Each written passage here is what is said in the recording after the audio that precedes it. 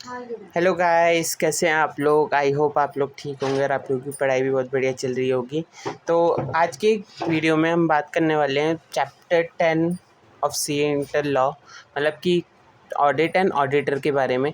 Audit मतलब कि इसमें हमें इतना वो नहीं पढ़ना कि पहले बात मैं बता दूं कि ये चैप्टर पहले जो पुराना सिलेबस था उसमें ऑडिट में हुआ करते, ऑडिट सब्जेक्ट में हुआ करता था, लेकिन अब इसमें ला दिया। मतलब कंपनी एक्ट्स में था लेकिन इंटर में नहीं था, वो फाइनल में था। लेकिन अब इंटर में हमें ये ऑडिट एंड ऑडिटर दे दिया है, तो इसका बहुत बड़ा पोर्शन अब इसमें डाल दिया गया है। मतलब पहले भी था थोड़ा बहुत, लेकिन अब उसमें बहुत बड़े बड़े सेक्शंस इसके अंदर डाल दिए गए हैं। तो इसे बहुत अच्छे से करना होगा हमें, और बहुत चांसेस है कि इससे बहुत अच्छे अच्छे क्वेश्चन बन के आ सकते हैं। तो स्टार्ट करते हैं हम।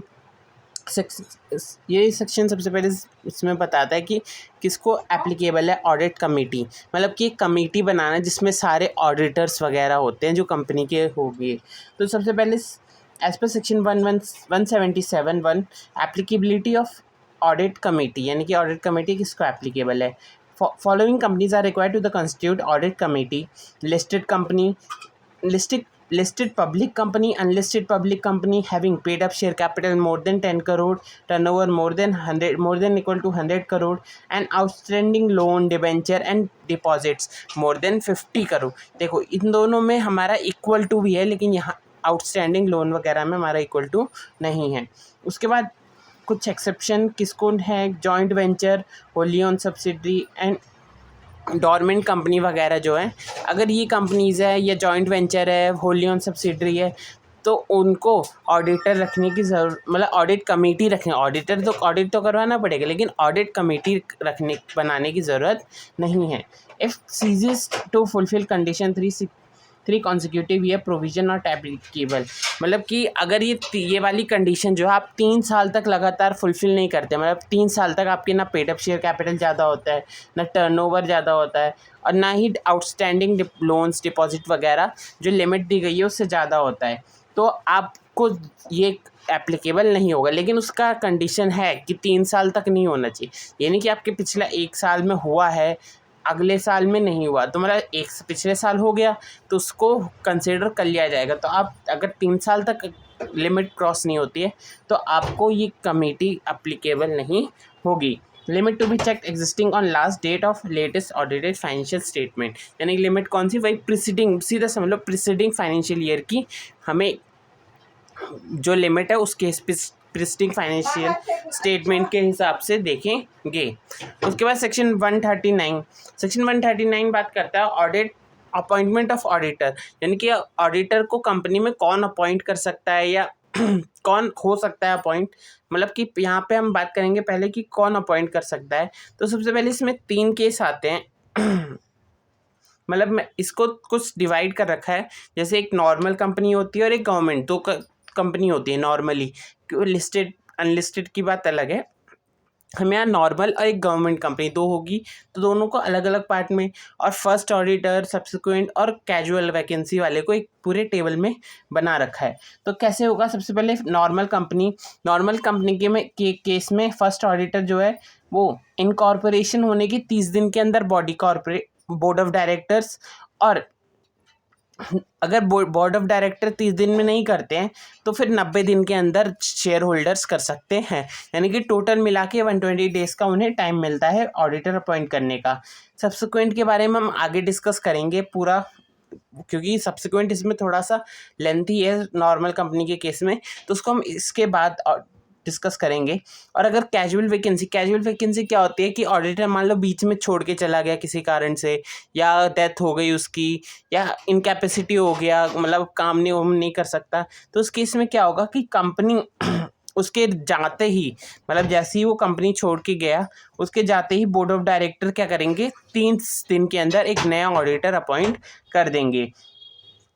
और बताना पड़ेगा, बोर्ड ऑफ डायरेक्टर को बताना पड़ेगा शेयर होल्डर्स को 3 महीने के अंदर कि वो क्यों गए हैं, मतलब कि ऑडिटर ने क्यों छोड़ा है, तो वो सब इंफॉर्मेशन शेयर होल्डर्स को देनी पड़ेगी। टेन्योर क्या होगा, अगर कोई फर्स्ट ऑडिटर अपॉइंट होता है किसी नॉर्मल कंपनी के केस में, तो वो अगले एजीएम तक रहेगा, मतलब जो भी कंपनी का फर्स्ट एजीएम रहेगा वहाँ तक वो ऑडिटर रहेगा।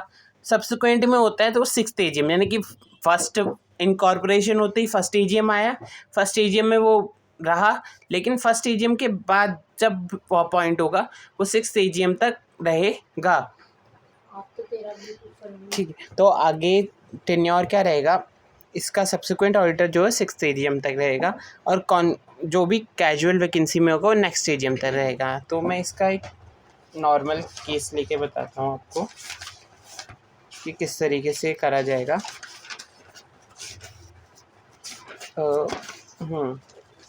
देखो, जैसे कंपनी इनकॉर्पोरेट हुई 2024 में, 1/4/2024, 1/4/24 को हुई, और यहाँ पे इनकॉर्पोरेशन हुई। इनकॉर्पोरेशन नेक्स्ट AGM होगा 31 के बाद, मान लो हुआ 31 अप्रैल को, तो यहाँ पे जो ऑडिटर होगा वो यहाँ इस डेट तक वैलिड रहेगा।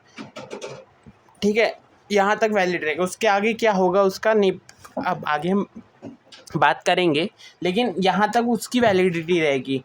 इस दिन जब AGM होगा ना, AGM, तो वो नया ऑडिटर या इसी को रीअपॉइंट भी कर सकते हैं। तो यहाँ से जब वो 6th AGM होगा ना, उसके बीच में 1 2 3 4 5 AGM होंगे, मतलब 5 के 4 होंगे ना, क्योंकि पहला AGM ये रहा कंपनी का, ये दूसरा होगा, तीसरा, चौथा, और फिर ये पांचवा, फिर छठा जो AGM होगा ना, उसके अंदर जो हमारा कंपनी है ना, ये जो यहाँ पे हमने किसी इंडिविजुअल को अपॉइंट करा था, उसकी वैलिडिटी यहाँ तक रहेगी। मतलब कि समझ लो, अगर कोई एक इनकॉर्पोरेशन के समय हुआ है तो नेक्स्ट फर्स्ट AGM तक, जो सब्सिक्वेंट हुआ है यहाँ पे सब्सिक्वेंट हुआ 6th AGM तक। और अगर कोई कैजुअल वैकेंसी में हुआ है, मान लो किसी भी बीच में कैजुअल वैकेंसी आई, वहाँ से अगला जो भी AGM होगा वो अगले 3 साल, नॉर्मली तो 1 साल के बाद होगा, मतलब 1.5 साल के अंदर अंदर हो जाता है, लेकिन अगर किसी कारण से किसी साल नहीं हो पाया तो उसके भी जो भी नेक्स्ट AGM होगा उसमें आएगा। मतलब कि वहाँ तक वो कंपनी का ऑडिटर बन के रह सकता है जब तक वो कंपनी नया ऑडिटर अपॉइंट ना कर ले। उसके बाद गवर्नमेंट कंपनी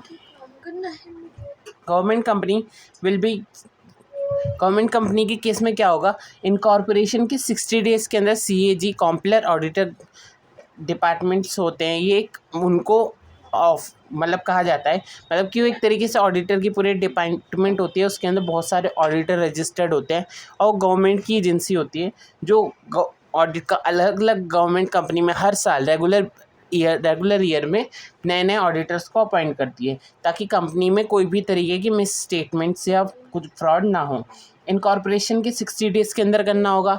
अगर CAG नहीं कर पाई तो 30 दिन के अंदर बोर्ड ऑफ डायरेक्टर, और बोर्ड ऑफ डायरेक्टर नहीं कर पाए तो 60 डेज़ के अंदर शेयर होल्डर्स कर सकते हैं। मतलब यहाँ पे टोटल गवर्नमेंट कंपनी को ड्यूरेशन 150 डेज़ का मिला है अप टू। और उसके बाद अगर सब्सिक्वेंट में हुआ तो मतलब पहली बात, सब्सिक्वेंट क्या होगा, हर साल की स्टार्टिंग में, क्योंकि गवर्नमेंट कंपनी के केस में एवरी ईयर पे चेंज होते हैं ऑडिटर्स, तो सब्सिक्वेंट में स्टार्टिंग ऑफ फाइनेंशियल ईयर से नेक्स्ट CAG 180 दिन के अंदर कर सकती है। यहाँ पे ना बोर्ड कर सकता है और ना शेयर होल्डर। सब्सिक्वेंट में सिर्फ CAG को ऑप्शन है कि वो ही कर सकती है, और वो कर देती है नॉर्मली, और वो नेक्स्ट AGM तक चलेगा। ये फर्स्ट AGM तक, अप टू फर्स्ट AGM, ये नेक्स्ट AGM। तो मतलब नॉर्मली ये समझ लो कि हर साल तो होता ही है चेंज, तो ये समझ लो कि हर नेक्स्ट AGM में चेंज हो जाएगा।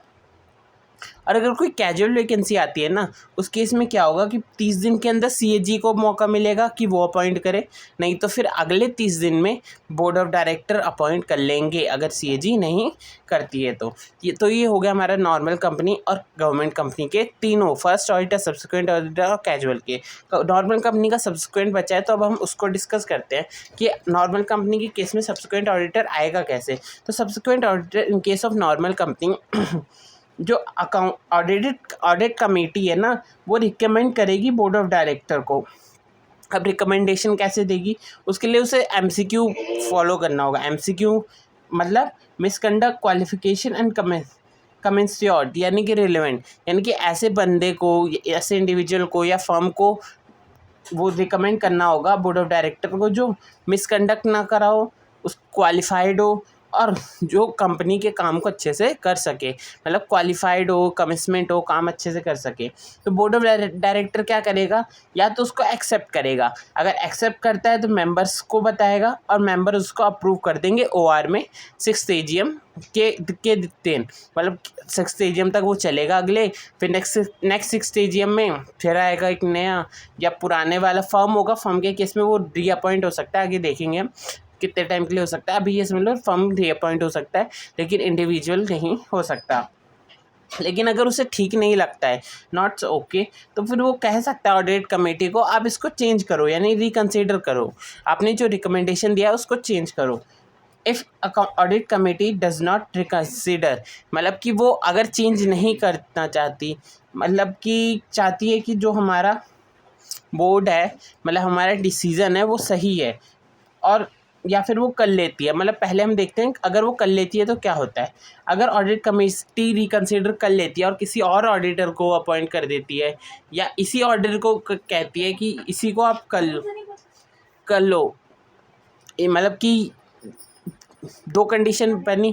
सबसे पहले ऑडिट कमेटी ने बोर्ड ऑफ डायरेक्टर को रिकमेंड किया, बोर्ड ऑफ डायरेक्टर को पसंद आया तो मेंबर्स को बोला, नहीं पसंद आया तो ऑडिटर कमेटी को बोला कि रिकंसीडर करो। रिकंसीडर अगर ऑडिट कमेटी ने कर लिया तो जो नया ऑडिटर है उसको रिकमेंड करेगा बोर्ड ऑफ डायरेक्टर को, सेम प्रोसेस रहेगा। फिर पसंद आया तो मेंबर्स को, नहीं पसंद आया तो फिर ऑडिट कमेटी को। लेकिन अगर ऑडिट कमेटी ने कहा कि नहीं, जो ये हम रिकमेंड कर रहे हैं वो है वही ठीक है और कोई हमें ठीक नहीं लगता, तो उस केस में क्या कर सकती है, अगर बोर्ड को फिर भी ठीक लगे, वो जिसको ऑडिट कमेटी ने अपॉइंट करने को कहा है, अगर वो ठीक लगे तो उसे अपॉइंट कर सकती है। लेकिन अगर उसे पसंद ना आए कि नहीं ये बंदा नहीं चाहिए हमें, तो उस केस में board to record reason for the disagreement and send it to own recommendation in AGM, यानी कि फिर वो क्या करेगी, फिर उसको ऑडिट कमेटी की ज़रूरत नहीं है, वो खुद से पहले तो रीज़न बताएगी कि वो उसको मना क्यों कर रही है।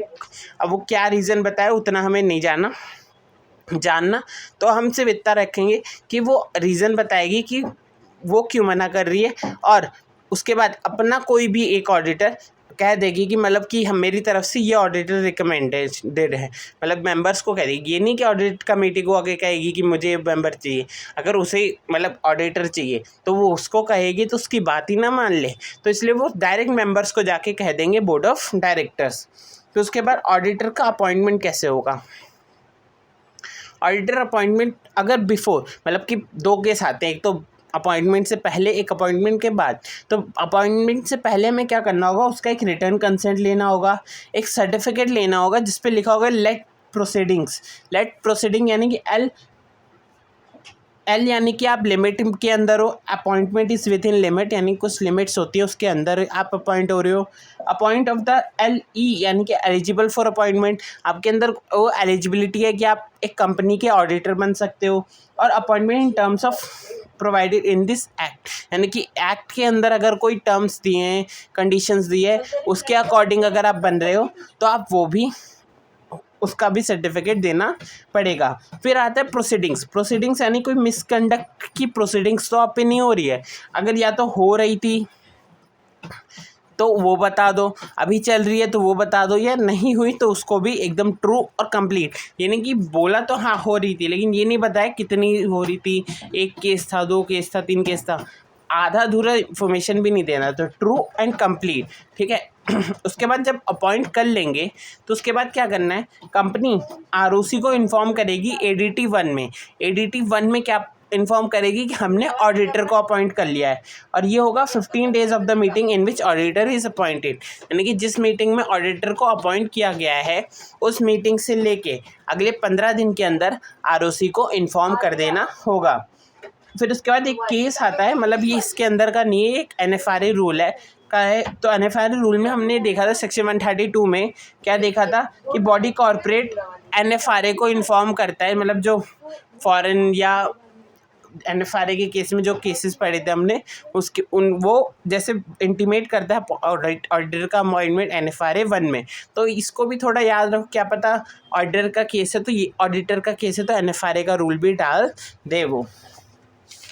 उसके बाद नेक्स्ट आता है टेन्योर, यानी कि कौन सा ऑडिटर कितने टाइम के लिए कंपनी में रह सकता है। तो कोई भी ऑडिटर होगा tenure, reappointment and cooling period of following companies, यानी कि कोई लिस्टेड कंपनी है, अनलिस्टेड पब्लिक कंपनी है जिसका paid up share capital more than 10 crore है, अनलिस्टेड प्राइवेट कंपनी है मोर देन 50 करोड़ वाली, और all other companies whose borrowings are more than 50 crore. तो उस केस में except one OPC and small company. तो उसमें क्या होगा, मतलब ओपीसी और स्मॉल कंपनी तो बहुत छोटी कंपनीज होती हैं, उनका स्टार्टअप ही होता है नॉर्मली, तो उनके तो वैसे भी इतना ज़्यादा टर्नओवर नहीं होगा। मान लो होता भी है तो उस केस में उनको ये सेक्शन अब एप्लीकेबल नहीं है। उसके बाद टेन्योर क्या रहेगा, अगर कोई इंडिविजुअल आप अपॉइंट करते हो, मतलब कि कोई सिंगल पर्सन जो अपना खुद का काम करता है, तो उसका फर्स्ट टर्म ही रहे, मतलब एक ही टर्म रहेगा, वन टर्म और 5 कंसेक्यूटिव ईयर्स, यानी कि 5 लगातार साल तक वो एक कंपनी में ऑडिटर की सर्विस दे सकता है। लेकिन अगर कोई फर्म है ना, फर्म के केस में 2 टर्म बनते हैं कंसेक्यूटिव ईयर के, 5 ईयर्स के, यानी कि एक टर्म पूरा होगा 5 साल का, तो उसको रीअपॉइंट करना पड़ेगा। ये नहीं कि आप हो गए तो आप 10 साल तक लगे ही रहोगे, आपको कोई निकाल नहीं सकता। पीरियड होता है कि अगर 5 साल तक पहले होगा, 5 साल तक आपको काम करोगे, फिर उसके बाद कंपनी चाहे तो आपको कंटिन्यू कर सकती है और वरना चेंज भी कर सकती है। Cooling off period, individual firm after completion of their not to be eligible for the reappointment of the same company for 5 years, यानी कि अब कूलिंग पीरियड की बात करते हैं। पहले हमने बात किया कितने साल तक कंपनी में काम कर सकती है, तो उसके बाद बात करते हैं कि कितने साल तक कंपनी से ब्रेक ले सकती है, यानी कि कंपनी से उसके ऑडिट कमेटी से, ऑडिट काम से, कंपनी से किसी भी तरीके का रिलेशन नहीं रखना है। तो कूलिंग पीरियड में क्या बात करता है कि कंपनी जो है या इंडिविजुअल या फर्म जो ऑडिट कर रही है वो क्या करेगी, अपने काम को पूरा होने के बाद, यानी कि इंडिविजुअल के केस में 5 साल और फर्म के केस में 10 साल का जो लिमिट उसको पूरा करने के बाद, टेन्योर पूरा करने के बाद, वो अगले 5 साल तक कभी भी उस कंपनी में रीअपॉइंट नहीं हो सकती। यानी कि वो इंडिविजुअल या फर्म को एक रोक लगा दिया जाएगा, यानी कि अपना टेन्योर पूरा किया उन्होंने, उसके बाद वो अगले 5 साल तक कंपनी के में बिल्कुल भी रीअपॉइंट नहीं हो सकती। उसके बाद हो सकती है 5 साल के बाद, अगले 5 साल या 10 साल इंडिविजुअल या फर्म के केस में जैसे होगा उसके लिए अपॉइंट हो सकती है। लेकिन टेन्योर पूरा किया किसी कंपनी में पहले, तो उसके बाद वो 5 साल तक, 5 कंसेक्यूटिव ईयर्स तक रीअपॉइंट नहीं हो सकती। In case of first auditor can be appointed as a first AGM, मतलब मैंने कहा था फर्स्ट ऑडिटर होगा तो वो उसे चाहें तो कंपनी दोबारा कर सकती है, क्योंकि वो फर्स्ट ऑडिटर है, वो सिर्फ एक एजीएम तक के लिए था, उसके बाद वो नॉर्मल पर्सन, उसको कोई ये कूलिंग पीरियड का वो नहीं है। लेकिन फर्स्ट ऑडिटर के बाद जितने भी सब्सिक्वेंट ऑडिटर आएंगे उन सबको ये कूलिंग पीरियड का प्रोविज़न एप्लीकेबल रहेगा। उसके बाद कुछ केस देखते हैं, जैसे can an auditor such appoint internal auditor of a company during cooling period, यानी कि जब कूलिंग पीरियड चल रहा होगा तो क्या जो स्टैट्यूटरी ऑडिटर था, जो मेन ऑडिट करता था कंपनी का, क्या वो फिर इंटरनल ऑडिटर बन सकते हैं? हाँ, लॉ कहता है बस आप स्टैट्यूटरी ऑर्डर पे रोक है, क्योंकि वहाँ स्पेशली कुछ मेंशन नहीं किया कि किस चीज़ पे रोक है। कंपनी से आप रिलेशन नहीं रख सकते ऑडिटर की, तो हम एज्यूम कर लेते हैं कि ऑडिटर के पोस्ट में, यानी कि उस कंपनी का स्टैट्यूटरी ऑडिटर होता है वो नहीं बन सकते, लेकिन बाकी ऑडिटर तो बन सकते हैं। तो क्या कोई इंटरनल ऑडिटर बन सकता है? हाँ, वो कंपनी का इंटरनल ऑडिटर बन सकता है। Can such auditor will be appoint statutory auditor of holding company, मतलब कि एक सब्सिडरी कंपनी में था ऑडिटर, क्या वो होल्डिंग में बन सकता है? हाँ, नॉर्मल है, क्योंकि अभी तो कुछ सबसे नीचे वाली कंपनी में देख रहा था, क्योंकि हमने बात किससे की है, सिर्फ कंपनी से रिलेशन ना रखने के लिए, उसके होल्डिंग सब्सिडरी एसोसिएट्स की बात नहीं की, तो उनमें वो अपॉइंट हो सकता है उस कूलिंग पीरियड में। उसके बाद नेक्स्ट पॉइंट इंपॉर्टेंट नोट क्या आता है कि following person will B ineligible during cooling of, यानी कि जब कूलिंग पीरियड चालू होगा किसी भी ऑडिटर का, तो उस केस में कौन कौन एलिजिबल नहीं होगा। सबसे पहला कॉमन पार्टनर, यानी कि जो अभी अभी कंपनी में टेन्योर पूरा करके आया है और किसी फर्म में या बॉडी कॉर्पोरेट में, जो मतलब किसी फर्म में वो पार्टनर बन गया और वो उसने अभी तो अपना टेन्योर पूरा किया कंपनी में और दोबारा उस फर्म के ज़रिए जा रहा है, तो उस केस में वो कंपनी एलिजिबल नहीं होगी। Same network of audit committee firm यानी कि एक हेड है, यानी कि तो जैसे ये हेड है, सीनियर है सबका, और इसकी बहुत सारी छोटी छोटी फर्म्स हैं।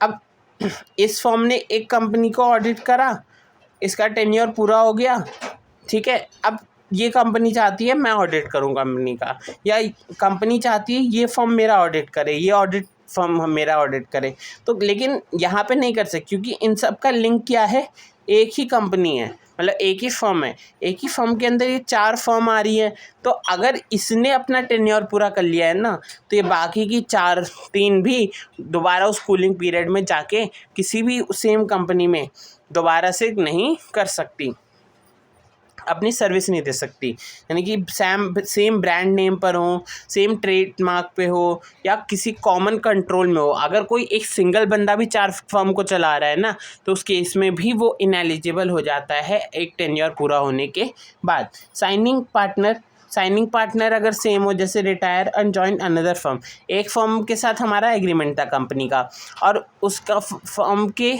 जो ऑडिटर था, उसको जो साइनिंग अथॉरिटी थी, उसने क्या किया, टेन्योर पूरा होने के बाद दूसरे फर्म में चला गया। तो जैसे ही वो दूसरे फर्म में गया ना, कोई एम्प्लॉय वगैरह जाता है तो फ़र्क नहीं पड़ता, लेकिन जो साइनिंग अथॉरिटी थी, जो हर रिपोर्ट पे साइन करती थी, अगर वो दूसरे फर्म में चला गया तो वो कंपनी क्या है, उस फर्म को भी अपॉइंट फिर नहीं कर पाएगी।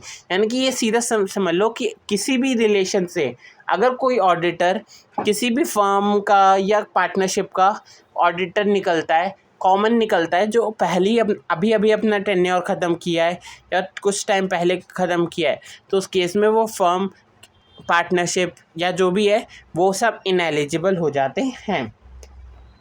मैनर ऑफ रोटेशन बात करता है कि हमारे मान लो 2 ऑडिटर होते हैं, एक इंटरनल एक एक्सटर्नल। तो इंटरनल हम किसी को भी बना सकते हैं और एक्सटर्नल भी हम किसी को भी, मतलब जिस क्वालिफिकेशन के हिसाब से। तो उस केस में क्या है, रोटेशन भी कर सकते हैं, यानी कि 1 साल इंटरनल वाला इंटरनल का काम करेगा और एक्सटर्नल वाला एक्सटर्नल का, तो उसके बाद चेंज हो जाएंगे और एक्सटर्नल वाला इंटरनल में आ जाएगा काम करने और इंटरनल वाला एक्सटर्नल का, यानी कि रोटेट कर लेंगे, यानी कि जगह को स्विच कर लेंगे। वो ही रोटेशन के बारे में बात करता है। Audit committee to recommend name individual या firm who may replace existing auditor और expiry of tenure in no account audit committee then board should be consider.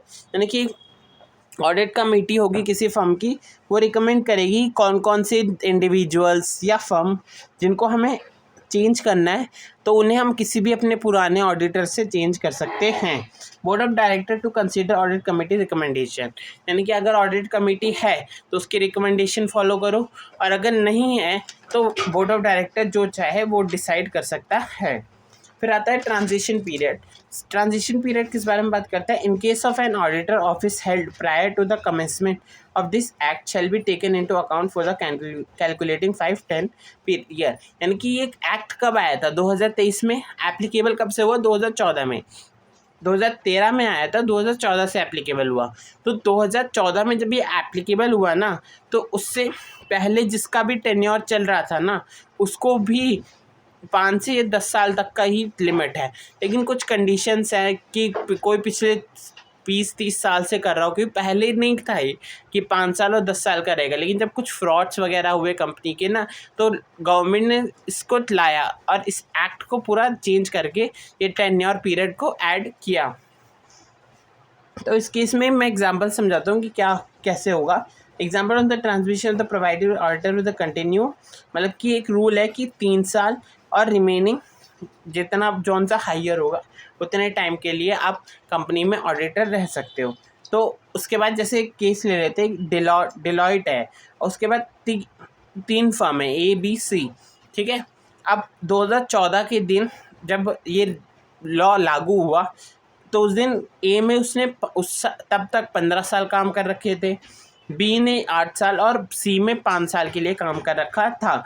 अब देखो period which is Deloitte can continue, अब आगे वो कितने दिन continue कर सकती है।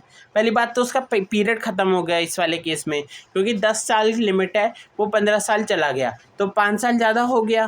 तब वहाँ पे क्या करेंगे हम, तो वहाँ पे छोड़ देगा क्या वो? नहीं, वो छोड़ेगा नहीं। अभी हमने लिमिट पढ़ी थी 3 और remaining tenure which ever is higher, तो मतलब यहाँ पे तो 0 है और यहाँ पे 3 है, तो मतलब 3 साल के लिए वो बन जाएगा।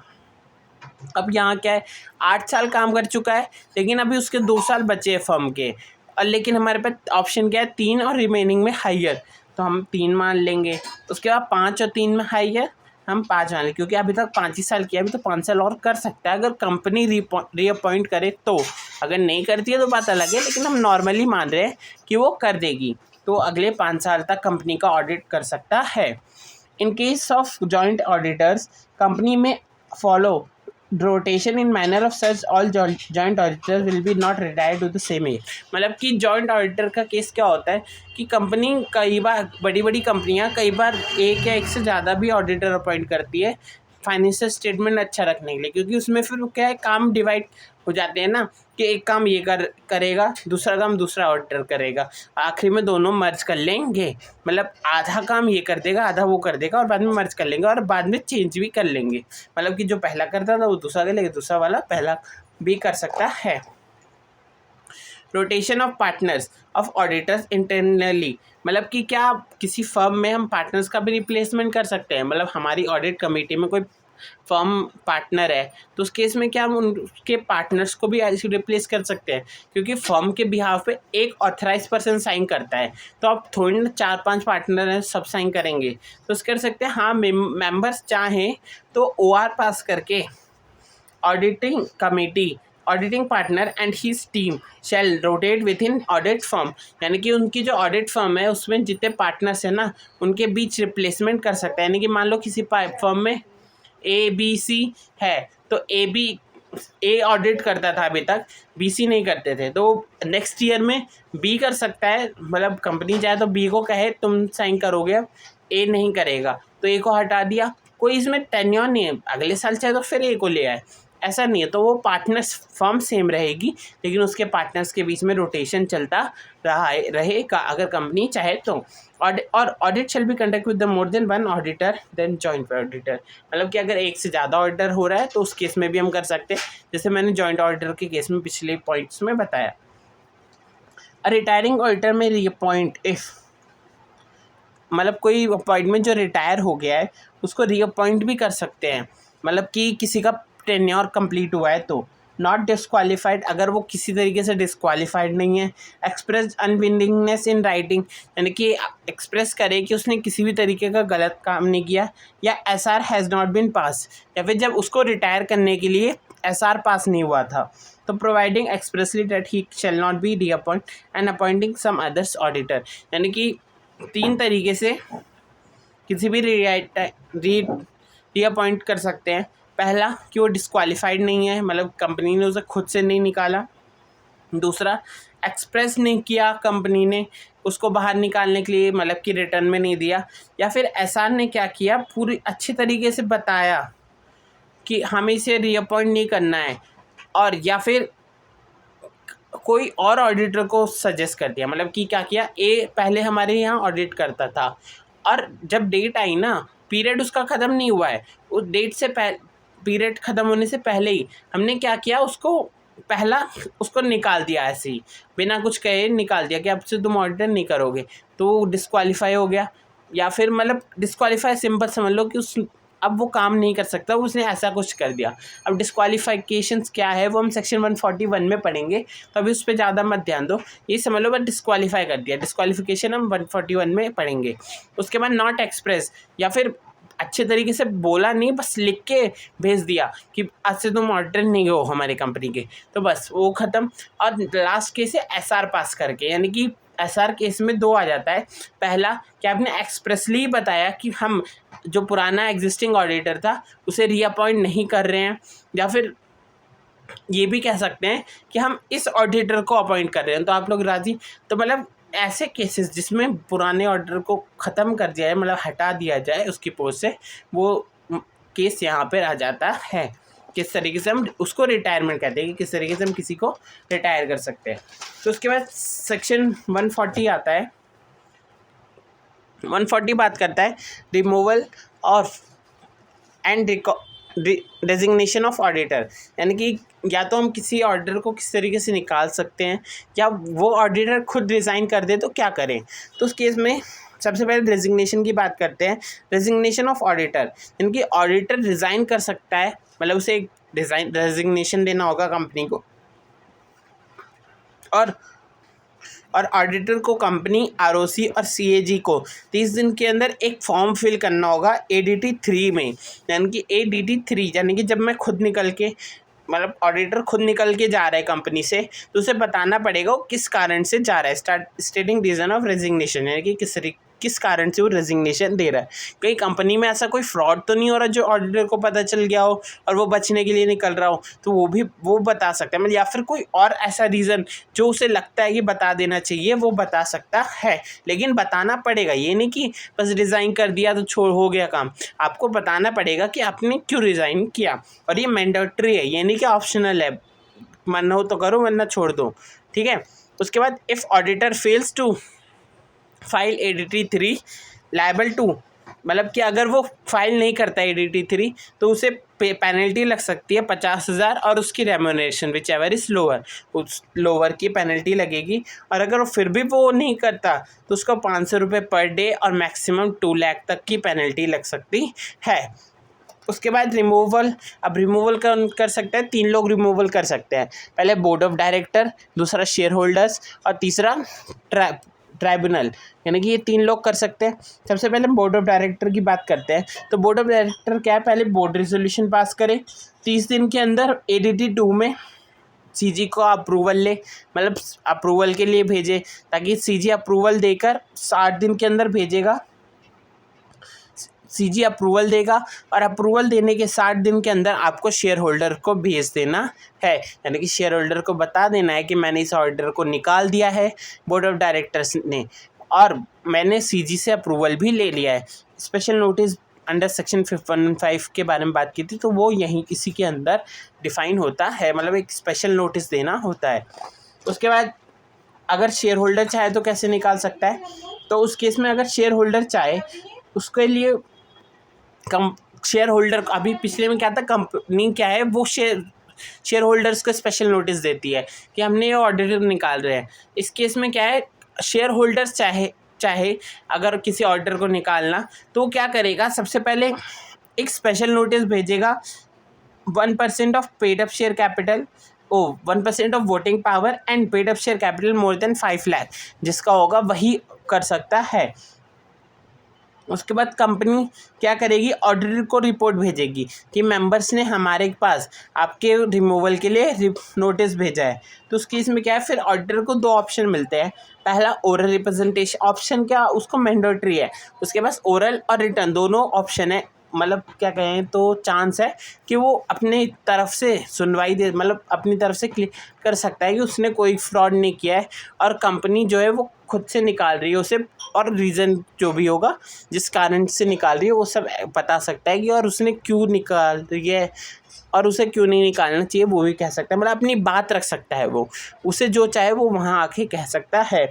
उसके बाद अगर रिटर्न की केस में, ओरल में क्या है, वो सीधा जनरल मीटिंग में जाएगा और वहाँ जिस तरीके से अपने आप को बचाना होगा बचा सकता है, लेकिन रिटर्न में उसे क्या करना होगा, auditor may request to the forward such return representation to share holders, यानी कि जो ऑडिटर है वो एक रिटर्न रिप्रेजेंटेशन देगा और बोर्ड ऑफ डायरेक्टर को कहेगा कि आप इसको शेयर होल्डर्स को भेज दो, और शेयर होल्डर्स मिलते कंपनी फेल्स टू फॉरवर्ड, अगर कंपनी फेल हो जाती है फॉरवर्ड करने में, भेजने में, तो उस केस में क्या है, जो डायरेक्टर्स है ना उन्हें वहाँ पर loud speaker loud read out loud at AGM, यानी कि AGM में पढ़ के बताना पड़ेगा, AGM में बोलना पड़ेगा कि आखिर ऑडिटर ने लिखा क्या था।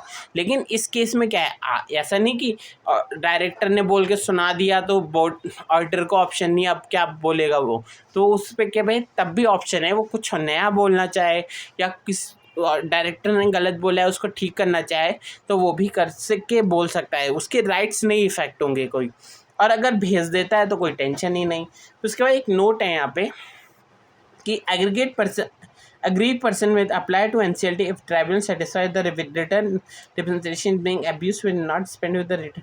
मतलब कि अगर ऑडिटर क्या करता है कि किसी रिटर्न रिप्रेजेंटेशन में बहुत गलत गलत चीज़ें लिखता है, मतलब कि जिससे किसी पर्सन का बुरा हो रहा है या उसकी इंसल्ट हो रही है या किसी तरीके से उसके नुकसान हो रहा है ना, तो उस केस में वो पर्सन जाके एनसीएलटी को इन्फॉर्म करेगा कि ये देखिए लेटर, इसमें मेरे बारे में ऐसे ऐसे लिखा है। तो उस केस में एनसीएलटी डिसाइड करेगा और जो भी होगा उसके बाद कंपनी को रिस्ट्रिक्शन कर देगा, मतलब रोक देगा कि आप ये जो लेटर है ना वो आगे शेयर होल्डर्स को मत भेजो, और या फिर इसमें जो वर्ड्स हैं ना ऐसे उन सबको हटा दो और ना ही इसको वहाँ पढ़ो, मतलब कि ना भेजो और ना पढ़ो।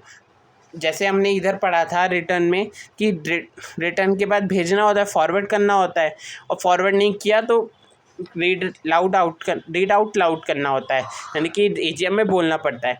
तो उस केस में अगर ऐसा कुछ होता है जिससे किसी की क्या कहें कि किसी को नुकसान हो रहा है किसी भी तरीके से, फिजिकल या मेंटली, तो वो सब वहाँ पे रोक सकती है ट्राइब्यूनल, अगर वो सही है तो। अगर नहीं है तो फिर क्यों रोकेगी, अगर सही है तो उसे वहाँ रोक सकती है। तो उसके बाद ट्राइब्यूनल क्या करेगा, रिमूवल ऑफ ट्राइब्यूनल। अब हमने बोर्ड ऑफ डायरेक्टर की बात कर ली, वो सीधे से अप्रूवल लेगा, शेयर होल्डर को भेजेगा, रिमूव कर देगा। शेयर होल्डर क्या करेगा, शेयर होल्डर सीजी को बोर्ड ऑफ डायरेक्टर को बोलेगा, बोर्ड ऑफ डायरेक्टर ऑडिटर को बोलेगा, ऑडिटर के बाद दो पावर है, एक ओरल की एक रिटर्न की, और रिटर्न ओरल में तो एजीएम में जाके खुद ही रिप्रेजेंटेशन देगा, रिटर्न रिप्रेजेंटेशन वो कंपनी को भेजेगा कि वो उसके बारे में बताएगा कि वो उसे कुछ नहीं करा, ये जो भी उस पर इल्ज़ाम लगेगा उसके बारे में बता सकता है, जो भी उसका मन करे। उसके बाद जब भेजेगा तो दो केस हो सकते हैं, या तो ऑर्डर डायरेक्टर ने भेज दिया तो ठीक है, कोई बात नहीं, आगे हमने कुछ नहीं बोलना, और अगर नहीं भेजा तो उस केस में वो रीड आउट लाउड करेगी एजीएम में बोर्ड ऑफ डायरेक्टर। लेकिन जो रीड आउट लाउड के कारण जो ऑडिटर है उसका ओरल रिप्रेजेंटेशन का जो भी केस है, मतलब कि पावर है, वो उसकी चेंज नहीं हो सकती। उसके बाद अगर कोई अग्रीव पर्सन है जिसको उस लेटर से कोई प्रॉब्लम है, यानी कि उसमें कुछ ऐसी चीज़ें जो उसको परेशान कर रही है, मतलब उसको उसकी पावर को या उसके किसी भी तरीके को किसी तरीके से नुकसान पहुंचा रही है, तो उस केस में वो उस ट्राइब्यूनल क्या करेगी, उस लेटर को रोक लगा देगी कि वो लेटर अब हमें कंपनी आगे ना भेजे और ना ही उसको पढ़ के सुनाए। ये हो गया हमारा शेयर होल्डर का। अब आता है ट्राइब्यूनल में। ट्राइब्यूनल में क्या है, ट्राइब्यूनल में suo motu and application of the CG of any person, यानी कि या तो ट्राइब्यूनल क्या करे, खुद ही देखे कि ऑडिटर सही से काम कर रहा है या नहीं कर रहा, अगर नहीं कर रहा तो उसे हटा दे, या फिर सीजी सेंट्रल गवर्नमेंट या फिर कोई और पर्सन अगर नोटिफिकेशन दे तभी भी हटा सकती है। सेटिस्फाइड दैट ऑथर ऑडिटर, यानी कि जो भी नोटिस आया ना वो उससे सेटिस्फाइड है, and acted in fraudulent manner collude with the director officer any fraud, यानी कि जो ऑडिटर है वो या तो किसी तरीके का फ्रॉड कर रहा है या उस फ्रॉड में मिला हुआ है, यानी कि दो रीज़न है, या तो फ्रॉड खुद से कर रहा है या फिर उस फ्रॉड में मिला हुआ है बाकी मैनेजमेंट के साथ। तो उस केस में ट्राइब्यूनल में order to direct change the auditor, यानी कि ये नहीं कि ट्राइब्यूनल कहेगी आज से तुम निकल गए, कंपनी को कहेगी कि तुम अपना ऑडिटर चेंज कर दो, अब हमें तुम्हारा ये पुराना ऑडिटर नहीं चाहिए, नहीं करोगे तो फाइन पेनल्टी जो भी होगा वो लगा देगी, लेकिन आप ये ऑडिटर चेंज कर लो। If application made by CG and NCLT satisfy, यानी कि अगर सीजी एप्लीकेशन देता है और एनसीएलटी मान जाता है उस बात पे, तो within 15 days of such application tribunal to order, यानी कि ट्राइब्यूनल ऑर्डर देगा 15 दिन के अंदर कि auditor shall not function any more, यानी कि जो पुराना ऑडिटर है वो आगे काम नहीं करेगा, और उसी के साथ साथ सीजी जो है वो खुद से एक नया ऑडिटर कंपनी में अपॉइंट कर देगा। Where NCLT make such order, auditor shall not be eligible for 5 years and fraud under section 447, यानी कि ऑडिटर ऐसे भी कोई रीज़न बताता है, मतलब कि ऑर्डर देता है, तो उस केस में वो पर्सन जो है 5 साल के लिए एलिजिबल भी नहीं रहेगा दोबारा कंपनी में काम करने के लिए, और ना ही वो 447 के अंदर लायबल आएगा। उसके बाद नेक्स्ट सेक्शन हमारा 141 आता है, उसे हम चार्ट से करेंगे। सेक्शन में हम बात करेंगे सेक्शन 141 के बारे में। सेक्शन 141 किस बारे में कहता है? सेक्शन 141 बात करता है एलिजिबिलिटी, क्वालिफिकेशन या ऑफ ऑडिटर, यानी कि क्या क्या एलिजिबिलिटी है, क्वालिफिकेशन है ऑडिटर के बारे में, कौन कौन ऑडिटर अपॉइंट हो सकता है, उसके बारे में बात करता है। तो सबसे पहले एलिजिबिलिटी क्या है? कोई भी इंडिविजुअल या फर्म अब ऑडिटर बन सकता है। इंडिविजुअल यानी कि सीए इन प्रैक्टिस, यानी कि कोई कंपनी में अगर सीए है ना, वो नहीं बन सकता, लेकिन कोई प्रैक्टिस कर रहा है अभी सीए की, प्रैक्टिस में है, वो सी कॉस्ट ऑडिटर बन सकता है। फर्म के केस में जो मेजॉरिटी मेंबर्स क्या है? सीए इन प्रैक्टिस है, यानी कि ये नहीं कि एक सीए है, 4 डॉक्टर है, तो वो नहीं होगा। जिसमें मैक्सिमम मेजॉरिटी क्या है? वो सीए की हो, वही ऑडिटर बन सकता है। On behalf of firm only CA in practice will be signed in to sign, यानी कि अगर इंडिविजुअल के केस में है, इंडिविजुअल के केस में बात करें तो वो तो इंडिविजुअल ही है, वो तो खुद साइन कर सकता है। लेकिन अगर कोई फर्म है ना, तो फर्म में कौन कौन पार्टनर है उससे मतलब नहीं, अगर मेजोरिटी सीए है ना, तो कोई भी सीए इन प्रैक्टिस उसमें साइन कर सकता है। अब कुछ डिस्क्वालिफिकेशन आती है, ये बहुत इंपॉर्टेंट सेक्शन है, इसमें बहुत अच्छे क्वेश्चंस बन सकते हैं, तो इसको आपको कोशिश करिए। कोशिश क्या करिए, मैं तो कहूंगा कि आपको याद ही रखना होगा। याद रखोगे तो इस पे नंबर मिलने के बहुत अच्छे चांसेस हैं। आपको इसमें सेक्शन, क्लॉज, सब क्लॉज वगैरह, सब सेक्शन वगैरह याद रखना होगा। डिस्क्वालिफिकेशन डिस्क्वालिफिकेशन क्या है? Following are the disqualification. सबसे पहले आता है डिस्क्वालिफिकेशन में बॉडी बॉडी कॉर्पोरेट, यानी कि बॉडी कॉर्पोरेट यानी कि कोई भी बॉडी कॉर्पोरेट है अदर देन एलएलपी, यानी कि एलएलपी को छोड़ के कोई भी बॉडी कॉर्पोरेट जो है वो पार्टनर कॉस्ट ऑडिटर बन सकती है, मतलब ऑडिटर कमीटर में आ सकती है, लेकिन एक बॉडी कॉर्पोरेट नहीं आ सकती। वैसे हम यहाँ डिस्क्वालिफिकेशन की बात कर रहे हैं, तो कोई भी बॉडी कॉर्पोरेट नहीं आ सकती, लेकिन एलएलपी आ सकती है। एलएलपी को हटा नहीं माना गया बॉडी कॉर्पोरेट में। कोई भी ऑफिसर और एम्प्लॉय ऑफ कंपनी, यानी कि जिस कंपनी में हमें ऑडिटर चाहिए, उसी कंपनी का कोई ऑफिसर है या एम्प्लॉय है, वो भी नहीं बन सकता ऑडिटर, या उनके पार्टनर या उनके एम्प्लॉय, क्योंकि कुछ ऑफिसर्स होते हैं या एम्प्लॉय होते हैं, उनके खुद के पार्टनर्स होते हैं या उनके भी कोई काम करने वाले होते हैं, तो वो भी ऑडिटर नहीं बन सकते। पॉइंट डी बात क्या करते हैं, ये मोस्ट इंपॉर्टेंट है, मोस्ट इंपॉर्टेंट।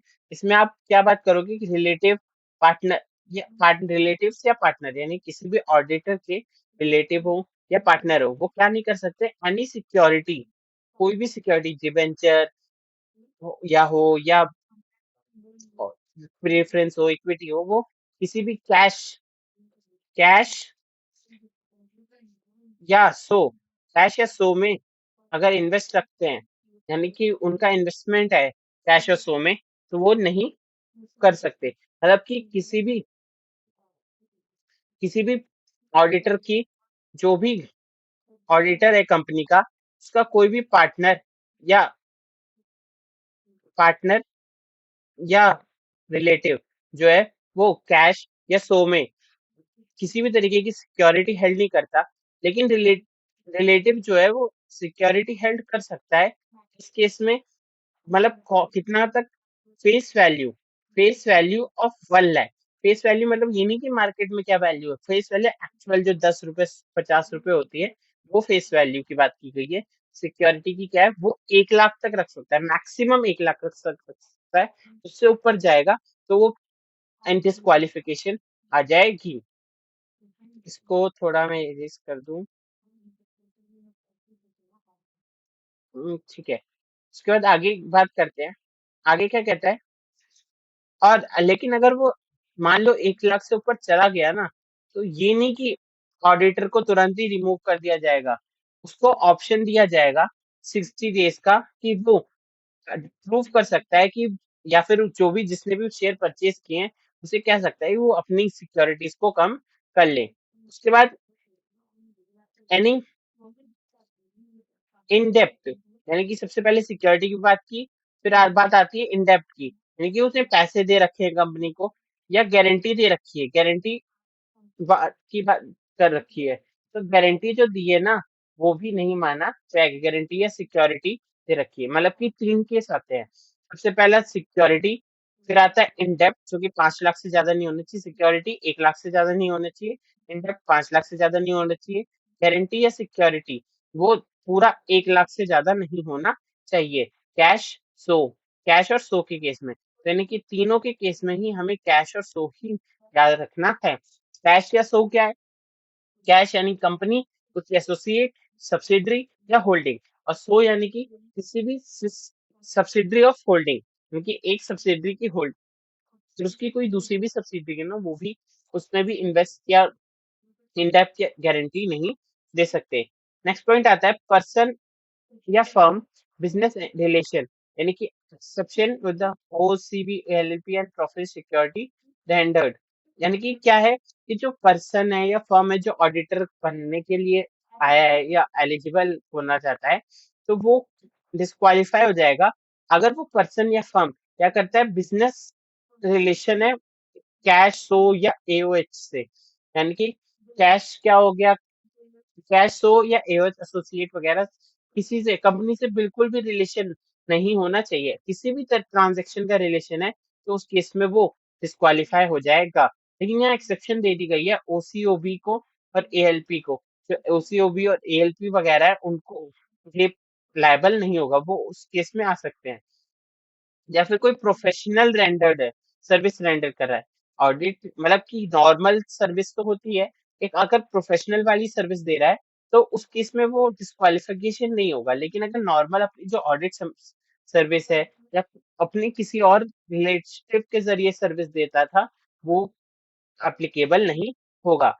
पर्सन डिस्क्वालिफाइड इन रिलेटिव, पर्सन डिस्क्वालिफाइड डायरेक्टर या की मैनेजर विद द कंपनी, यानी कि इसमें बात की गई है कोई भी पर्सन डिस्क्वालिफाइड हो जाएगा अगर उसका रिलेटिव जो है, रिलेटिव कोई भी हो सकता है, रिलेटिव कंपनी में, रिलेटिव कंपनी में डायरेक्टर है या की मैनेजर पर्सन है, तो उस केस में वो डिस्क्वालिफाइड हो जाएगा। उसके बाद नेक्स्ट पॉइंट बात करता है person will be full time employ या होल्ड अपॉइंटमेंट ऑफ 20 कंपनी, यानी कि या तो पर्सन जो है वो कंपनी का फुल टाइम एम्प्लॉय है, या कहे तो समझ लो इंटरनल ऑडिटर है।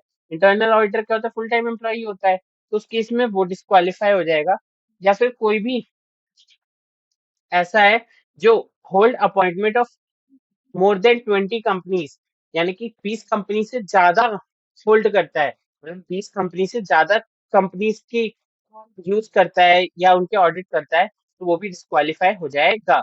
लेकिन यहाँ एक्सेप्शन दे रखा है किसको, उसके पास अगर ओसी ओपीसी है, स्मॉल कंपनी है, गवर्नमेंट कंपनी या प्राइवेट कंपनी है जिसके शेयर्स 100 से के से कम है, 100 के 100 करोड़ से कम है, 100 करोड़ है, यहाँ पे 1 करोड़ है,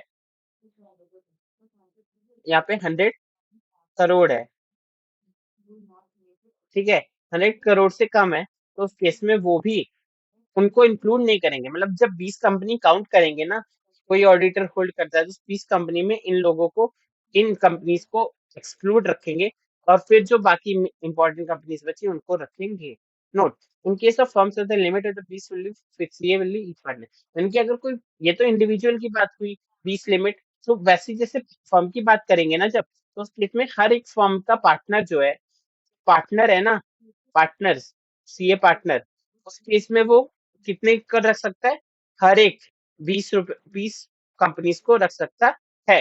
ये नहीं कि पूरा फर्म ही 20 को रखे, ऐसे फर्म बनाने का फायदा ही क्या हुआ। तो हर एक पार्टनर 20 की लिमिट रखता है, यानी कि टोटल अगर किसी कंपनी में 4 पार्टनर है तो उनके पास फर्म के पास टोटल 80 की लिमिट आ जाती है। उसके बाद एच पॉइंट बात करता है person, person will B convicted in office involving fraud, disqualification in 10 years and date of the convictions, यानी कि जो पर्सन है वो पिछले किसी ऑफिस में इन्वॉल्व था और उसको अभी पूरे हुए 10 साल भी नहीं हुए हैं, यानी कि पिछले 10 साल से अभी तक वो ऑफेंस में ही है, तो उस केस में वो भी डिस्क्वालिफाइड हो जाएगा। Offence involving fraud, date of conviction यानी कि जब से हुआ है उसके अभी तक 10 इयर्स भी पूरे नहीं हुए हैं, 10 इयर्स, ठीक है, वो डिस्क्वालीफाई हो जाएगा। या फिर कन्विक्ट फ्रॉड कर रखा है तो वो डिस्क्वालीफाइड 10 साल के लिए रहती है। उसके बाद person rendered person rendered service under section 144, यानी कि 144 के अंदर कोई सब सर्विस दे रहा है। 144 के बाद में आगे बात करेंगे, कंपनी को, सब्सिडरी को या होल्डिंग को। एसोसिएट की बात नहीं की गई है यहाँ पे, एसोसिएट की बात नहीं की गई है, सिर्फ कंपनी, सब्सिडरी या होल्डिंग को देता है, तो उस केस में वो भी डिस्क्वालीफाइड हो जाएगा। उसके बाद इंपॉर्टेंट पॉइंट को ये कि where auditor incurred disqualification after appointment, यानी कि अपॉइंटमेंट के बाद अगर वो ये डिस्क्वालिफिकेशन को में आता है, तो उस केस में उसे डीम्ड वेकेट मान लिया जाएगा, यानी कैजुअल वैकेंसी हो जाएगी, उसे निकाल दिया जाएगा। तो ये हमारा पूरा सेक्शन 141 हो गया। इसको आपको अच्छे से करना है और याद रखना है, और इसका चार्ट का पूरा पीडीएफ आपको नोट सेक्शन में मिल जाए। नेक्स्ट सेक्शन आता है हमारा सेक्शन 142 बात करता है रेम्यूनरेशन ऑफ एन ऑडिटर, यानी कि ऑडिटर को हम किस तरीके से फीस वगैरह दे सकते हैं। तो इस केस में सबसे पहले आता है remuneration to fix at general meeting में रेम्यूनरेशन फिक्स होगा और शेयर होल्डर्स करेंगे, चाहे वो सब्सिक्वेंट ऑडिटर का हो या फर्स्ट ऑडिटर का। For first auditor board of director decide कर लेगा, लेकिन सब्सिक्वेंट ऑडिटर या जो कैजुअल वैकेंसी के केस में आएगा वो उनके लिए शेयर होल्डर्स ही डिसाइड करेंगे। Remuneration fees payable to auditor, यानी कि किस तरीके से पे किया जा सकता है, उसमें या क्या क्या इंक्लूड होगा रेम्यूनरेशन में। सबसे पहला इंक्लूड होगा expense incurred for such audit, यानी कि उस ऑडिट के लिए अगर वो किसी तरीके से एक्सपेंस कर रहा है वो भी उसकी रेम्यूनरेशन मानी जाएगी। कोई फैसिलिटी ले रहा है वो भी मानी जाएगी, या कंपनी दे रही है तो वो भी मानी जाएगी। लेकिन क्या एक्सक्लूड नहीं होगा, remuneration paid for any other service provided by them, यानी कि अगर वो स्टैट्यूटरी ऑडिटर की जगह कोई और सर्विस कंपनी को दे रहा है, लाइक टैक्सेशन सर्विस या लीगल सर्विस या कोई और सर्विस दे रहा है, वो ऑडिटर के केस में नहीं आएगी, उसका अलग है, वो अलग प्रोविजंस के हिसाब से इनकम मानी जाएगी। लेकिन इसमें ऑडिटर के केस में रेम्यूनरेशन में वो इंक्लूड नहीं होगी। उसके बाद can engage letter with the sign with the fees with the money mainly stating either decide mutually with ये सिंग, मतलब कि अगर वो शेयर होल्डर्स के साथ, मतलब शेयर होल्डर्स ऑडिटर मिलके एक डिसाइड कर लें पेपर कि हम आपको रेम्यूनरेशन देंगे, लेकिन वो फ्यूचर में आपको बताएं, मतलब आगे चल के बताएंगे, अभी आपको अपॉइंट कर लेंगे। तो अगर ऑडिटर साइन कर देता है तो ठीक है, कोई दिक्कत नहीं है, लेकिन अगर वो नहीं करेगा तो इनवैलिड हो जाएगा, अगर कर देता है तो वैलिड माना जाएगा। वो ऑडिटर की मर्जी है कि वो ऐसे पे करता है, मतलब बिना रेम्यूनरेशन डिसाइड किए करता है कि नहीं करता, लेकिन कंपनी कहती है के पास ये ऑप्शन है कि वो करवा सकती है। उसके बाद हमारा सेक्शन आता है 143, तो 143 हम आगे देखेंगे, अभी हम और देखते हैं। 143 में आपको चार्ट से करा दूंगा। उसके बाद हमारा आता है auditors not to rendered certain service, auditor shall not include following service directly or indirectly to CS cash में क्या कहता है, कंपनी, एसोसिएट और share subsidiary holding.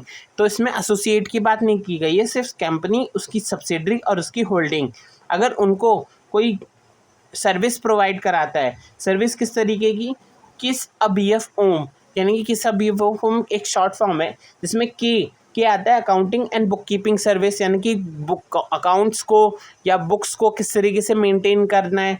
Internal audit की सर्विस, फाइनेंशियल इंफॉर्मेशन सिस्टम किस तरीके से डेवलप करना है या तैयार करना है। एक्चुरियल सर्विस, इन्वेस्टमेंट एडवाइजरी या banking service, rendering of outsource financial service, management service या कोई अदर प्रिस्क्राइब सर्विस अगर देता है कंपनी को पहले से ही, तो उस केस में वो क्या करेगा, वो इसके लिए लायबल नहीं होगा, मतलब कि फिर वो नहीं स्टैट्यूटरी ऑडिटर नहीं बन सकता, मतलब या फिर कहें तो अगर वो स्टैट्यूटरी ऑडिटर है तो ये सारी सर्विस नहीं दे सकता, क्योंकि एक तरीके से ये सारी सर्विस लिंक्ड हो जाती है फाइनेंशियल रिपोर्ट से। और फाइनेंशियल रिपोर्ट में अगर ये सर्विस वो खुद ही दे रहा है तो उसमें क्या फ़ायदा उसका स्टैट्यूटरी ऑडिटर बनने का, इसलिए वहाँ पे इन सारी सर्विसेज को बैन किया गया है उस ऑडिटर के लिए जो स्टैट्यूटरी ऑडिट करेगा। मतलब वो अलग से अगर मतलब कि अपना या तो ये सब कर ले या फिर स्टैट्यूटरी ऑर्डर कोई एक कर सकता है। उसके बाद फोर्थ दिस सेक्शन डायरेक्टली और इनडायरेक्टली का मतलब, ये डायरेक्टली और इनडायरेक्टली मतलब कि स्टैट्यूटरी ऑर्डर खुद भी नहीं करेगा और ना ही अपने किसी रिलेटिव से कराएगा। इंडिविजुअल के केस में खुद, रिलेटिव्स या एंटिटी जहाँ पे उसका सिग्निफिकेंट इन्फ्लुएंस है, यानी कि जहाँ उसका ज़्यादा फ़ायदा है, वहाँ से भी वो ये सारी एक्टिविटीज़ नहीं करा सकता। और फर्म के केस में इटसेल्फ थ्रू पार्टनर्स, यानी कि उसके पार्टनर्स भी नहीं कर सकते। And over entity in which firm partner has significant influence, या फिर वो एंटिटीज़ जहाँ पे उस पार्टनर और फर्म का सिग्निफिकेंट इन्फ्लुएंस यानी फ़ायदा है कुछ, वो वाली फर्म्स भी नहीं कर सकती। उसके बाद कैन स्टैट्यूटरी ऑडिटर भी appointed S GST auditor and tax auditor. हाँ, जीएसटी ऑडिटर, टैक्स ऑडिटर हो सकता है, लेकिन जो ये मेंशन किए हैं ना आगे पीछे सर्विसेज, वो वाले सर्विसेज नहीं दे सकता। कैन स्टैट्यूटरी ऑडिटर भी अपॉइंट एज कॉस्ट ऑडिटर? नहीं, क्योंकि क्या है, सीए और सीएमए आपने दोनों कर रखा है तो उसमें कोई दिक्कत नहीं है, लेकिन आप दोनों सर्विस एक साथ नहीं कर सकते। आप कोई एक सर्विस को एक्टिव रख सकते हो, यानी कि या तो आप सीए की सर्टिफिकेट लो, उसे कंटिन्यू रखो, या तो सीएमए की, कॉस्ट ऑडिटर की, दोनों में से किसी एक ही की फील्ड में आप प्रैक्टिस कर सकते हो। Know specifically restricted under section 148, यानी कि आप ये दोनों एक साथ नहीं कर सकते। उसके बाद सेक्शन 145 आता है auditor to sign audit reports. मतलब कि ऑडिटर क्या ऑडिट रिपोर्ट साइन कर सकता है या कैसे कर सकता है? Auditor shall sign auditor's report और sign certify any other document as पर सेक्शन 141(2), यानी कि 141(2) के हिसाब से वो साइन कर सकता है ऑडिट रिपोर्ट पे कि ऑडिटर रिपोर्ट में क्या क्या है, उसके बारे में जितने उस ऑडिटर रिपोर्ट या उससे रिलेटेड कोई और डॉक्यूमेंट है उस पर भी वो साइन कर सकता है। And qualification, observation and comments of financial transaction having observed effect on functioning of company which is read out before the company in AGM in general meeting open to inspection of anyone। मतलब कि देख, क्योंकि auditor क्या है, वो company की सारी details देखता है, क्या कंपनी ने कहाँ ट्रांजैक्शन की है, कहाँ से उसको लॉस हो रहा है, कहाँ से फ़ायदा हो रहा है, या किसी तरीके और क्वालिफिकेशन यानी कि उसकी क्या क्या एक्टिविटीज़ हैं को ऑब्जर्वेशन करता है उसकी एक्टिविटीज़ को, और कमेंट्स करना होता है, बताता है कि ये आपके में प्रॉब्लम है, या फिर आपने यहाँ इन्वेस्टमेंट कर रखा है या कुछ कर रखा है जिसकी वजह से कंपनी में लॉस ज़्यादा हो रहा है जो कि होना नहीं चाहिए। तो उस केस में वो उसको स्पेसिफाई करेगा। ये कर सकता है यार कि एक स्टेटमेंट तैयार कर रहा है तो उसे पता है ना कंपनी को लॉस कहाँ हो रहा है, तो उस केस में उसका हक है कि वो पब्लिक के इंटरेस्ट में रह के उस लॉस को कम करे। फाइनेंशियल ट्रांजैक्शन से रिलेटेड QOC यानी कि क्वालिफिकेशन, ऑब्जर्वेशन, कमेंट्स को बताएगा। हैविंग एडवर्स मतलब कि बहुत गलत इफेक्ट आ रहा है, यानी कि बहुत नुकसान हो रहा है, मतलब इन्वेस्टमेंट डाला था कहीं, जैसे एग्जांपल देता हूँ कि अडानी ने क्या किया, मतलब अडानी पूरा लिमिटेड है, तो उन्होंने क्या किया, एक कोल माइन खरीदी आउटसाइड इंडिया में, क्योंकि तब इंडिया में कोल महंगा था और उस टाइम सस्ता था और बाहर से इंपोर्ट करना भी सस्ता पड़ता था, तो यहाँ पे बहुत सेल हो सकता था। अब क्या किया, वहाँ बहुत खर्चा किया, 100-200 करोड़ का खर्चा कर दिया। उसके बाद जब उन्होंने ख़रीद ली ना, तब उसमें इंडिया में क्या हुआ, कोल सस्ता हो गया, बहुत सस्ता हो गया प्राइस, मतलब कि अगर वहाँ से मंगाएं तो महंगा पड़ेगा। तो इस केस में क्या हुआ, अडानी को किसी फ़ायदे का नहीं हुआ। तो कोई भी ऐसी इन्वेस्टमेंट जहाँ कोई फ़ायदा ना हो रहा हो, जहाँ कंपनी का लॉस दिख रहा है जिसके कारण से, तो वो सब बताएगा। और जनरल मीटिंग में वो सब पूरा बताएगा कि कंपनी की स्ट्रेंथ कैसी है, उसकी पोजीशन क्या है और उसकी पोजीशन किस वजह से बिगड़ी हुई है, वो सारे एक्सप्लेन करेगा। और साथ में वो जो भी डॉक्यूमेंट तैयार करेगा, साइन करेगा ना, उसको ओपन मोड में रखेगा ताकि बाकी मेंबर्स जो हैं वो भी उस रिपोर्ट को देख सकें।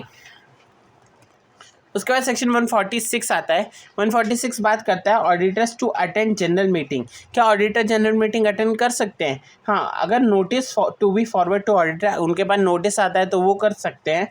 Auditor shall attend such general meeting through authorise representative who is qualified to be an auditor या हिमसेल्फ, यानी कि वो जनरल मीटिंग या तो खुद ही जाके अटेंड कर ले या फिर अपने किसी ऑथराइज पर्सन को भी वहाँ भेज सकते हैं.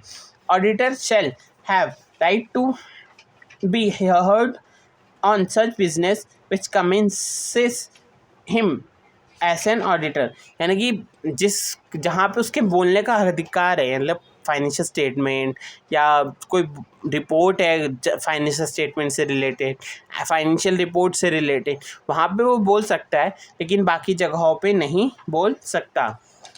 उसके बाद नेक्स्ट सेक्शन हमारा आता है सेक्शन 143. 143 मैं आपको चार्ट से करवा दूंगा, उससे जल्दी हो जाएगा क्योंकि इसमें बहुत बड़ा है और बहुत टाइम भी लगेगा.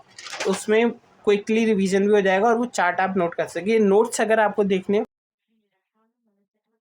सेक्शन 143 में हम बात करेंगे पावर ऑफ ऑडिटर्स की. पावर ऑफ ऑडिटर क्या कहता है? पावर ऑफ ऑडिटर बात करता है power to duties of the auditors and auditing standard, यानी कि जो ऑडिटर्स है उनको किस तरीके से ऑडिटिंग स्टैंडर्ड को फॉलो करना है उसके बारे में बात करता है. सबसे पहले हमारा पॉइंट आता है पावर ऑफ ऑडिटर, यानी कि ऑडिटर की पावर क्या है. सबसे पहला वो right to access books of accounts at all times, यानी कि वो बुक्स ऑफ अकाउंट्स का एक्सेस कर सकता है, यानी कि उसे जब चाहिए वो, अगर किसी कंपनी का ऑडिटर है ना, कभी भी उसके पास राइट है कि वो बुक्स ऑफ अकाउंट्स देख सकता है किसी भी टाइम और उसका मन करे. Required information and explanation from officer, अगर उसे पॉइंट में किसी पॉइंट में कोई गड़बड़ लग रही है तो उसके लिए एक्सप्लेनेशन मांग सकता है ऑडिटर ऑफिसर से कि वो आप लोगों ने ये कैसे किया है. Access record for the subsidiary association and information in so far as relates to consolidation, यानी कि अगर उसकी कोई सब्सिडरी है कंपनी की या एसोसिएट है, उस केस में वो उससे भी उनकी रिपोर्ट भेज सकता है, क्योंकि आप कंपनी है तो उस केस में वो क्या करेगा, कुछ तो करेगा ना. मतलब कि उस कंपनी है, कंपनी के ऑडिटर और जो भी वगैरह है सब्सिडरी एसोसिएट, उनकी रिपोर्ट्स भी देख सकते हैं कि कंपनी के पावर सब्सिडरी एसोसिएट पर है, तो उस ऑडिटर की भी पावर एक तरीके से उस पे हो गई ना. उसके बाद नेक्स्ट पॉइंट हमारा आता है इंक्वायरी. किस बारे में इंक्वायरी कर सकता है auditor? Make inquiry into following matters, इन मैटर्स में कर सकता है loans and advance, property secured, term procedurals, यानी कि उस लोन्स एंड एडवांस किस तरीके से दिए, मतलब प्रॉपर्ली सिक्योर्ड है कि नहीं है, और उसके कोई जो भी उनके सेट्स है, मतलब कि मान लो लोन से एडवांस देने की कोई पॉलिसी वगैरह है जिस तरीके से, उस तरीके से दिया गया है कि नहीं दिया गया, उसके बदले कुछ सिक्योर्ड किया गया है कि नहीं किया गया.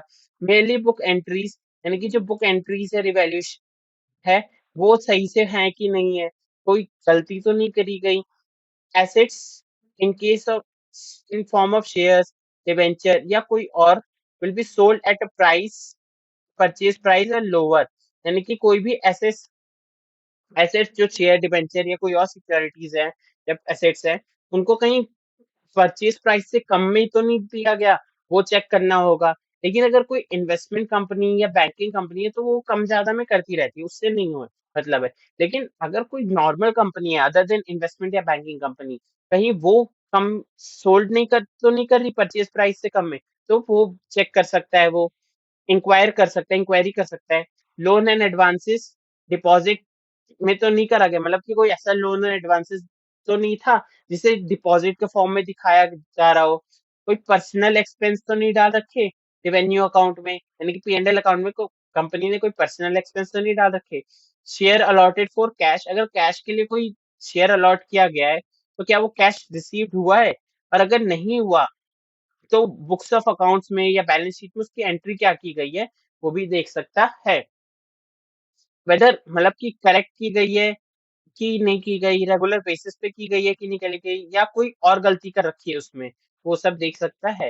उसके बाद नेक्स्ट पॉइंट आता है हमारा ऑडिटर्स रिपोर्ट. ऑडिटर रिपोर्ट्स क्या होनी चाहिए? Auditor report on both books of accounts examine and financial statement, यानी कि बुक्स ऑफ अकाउंट्स को जो एग्जामिन किया है या फाइनेंशियल स्टेटमेंट किया है उसके हिसाब से होनी चाहिए.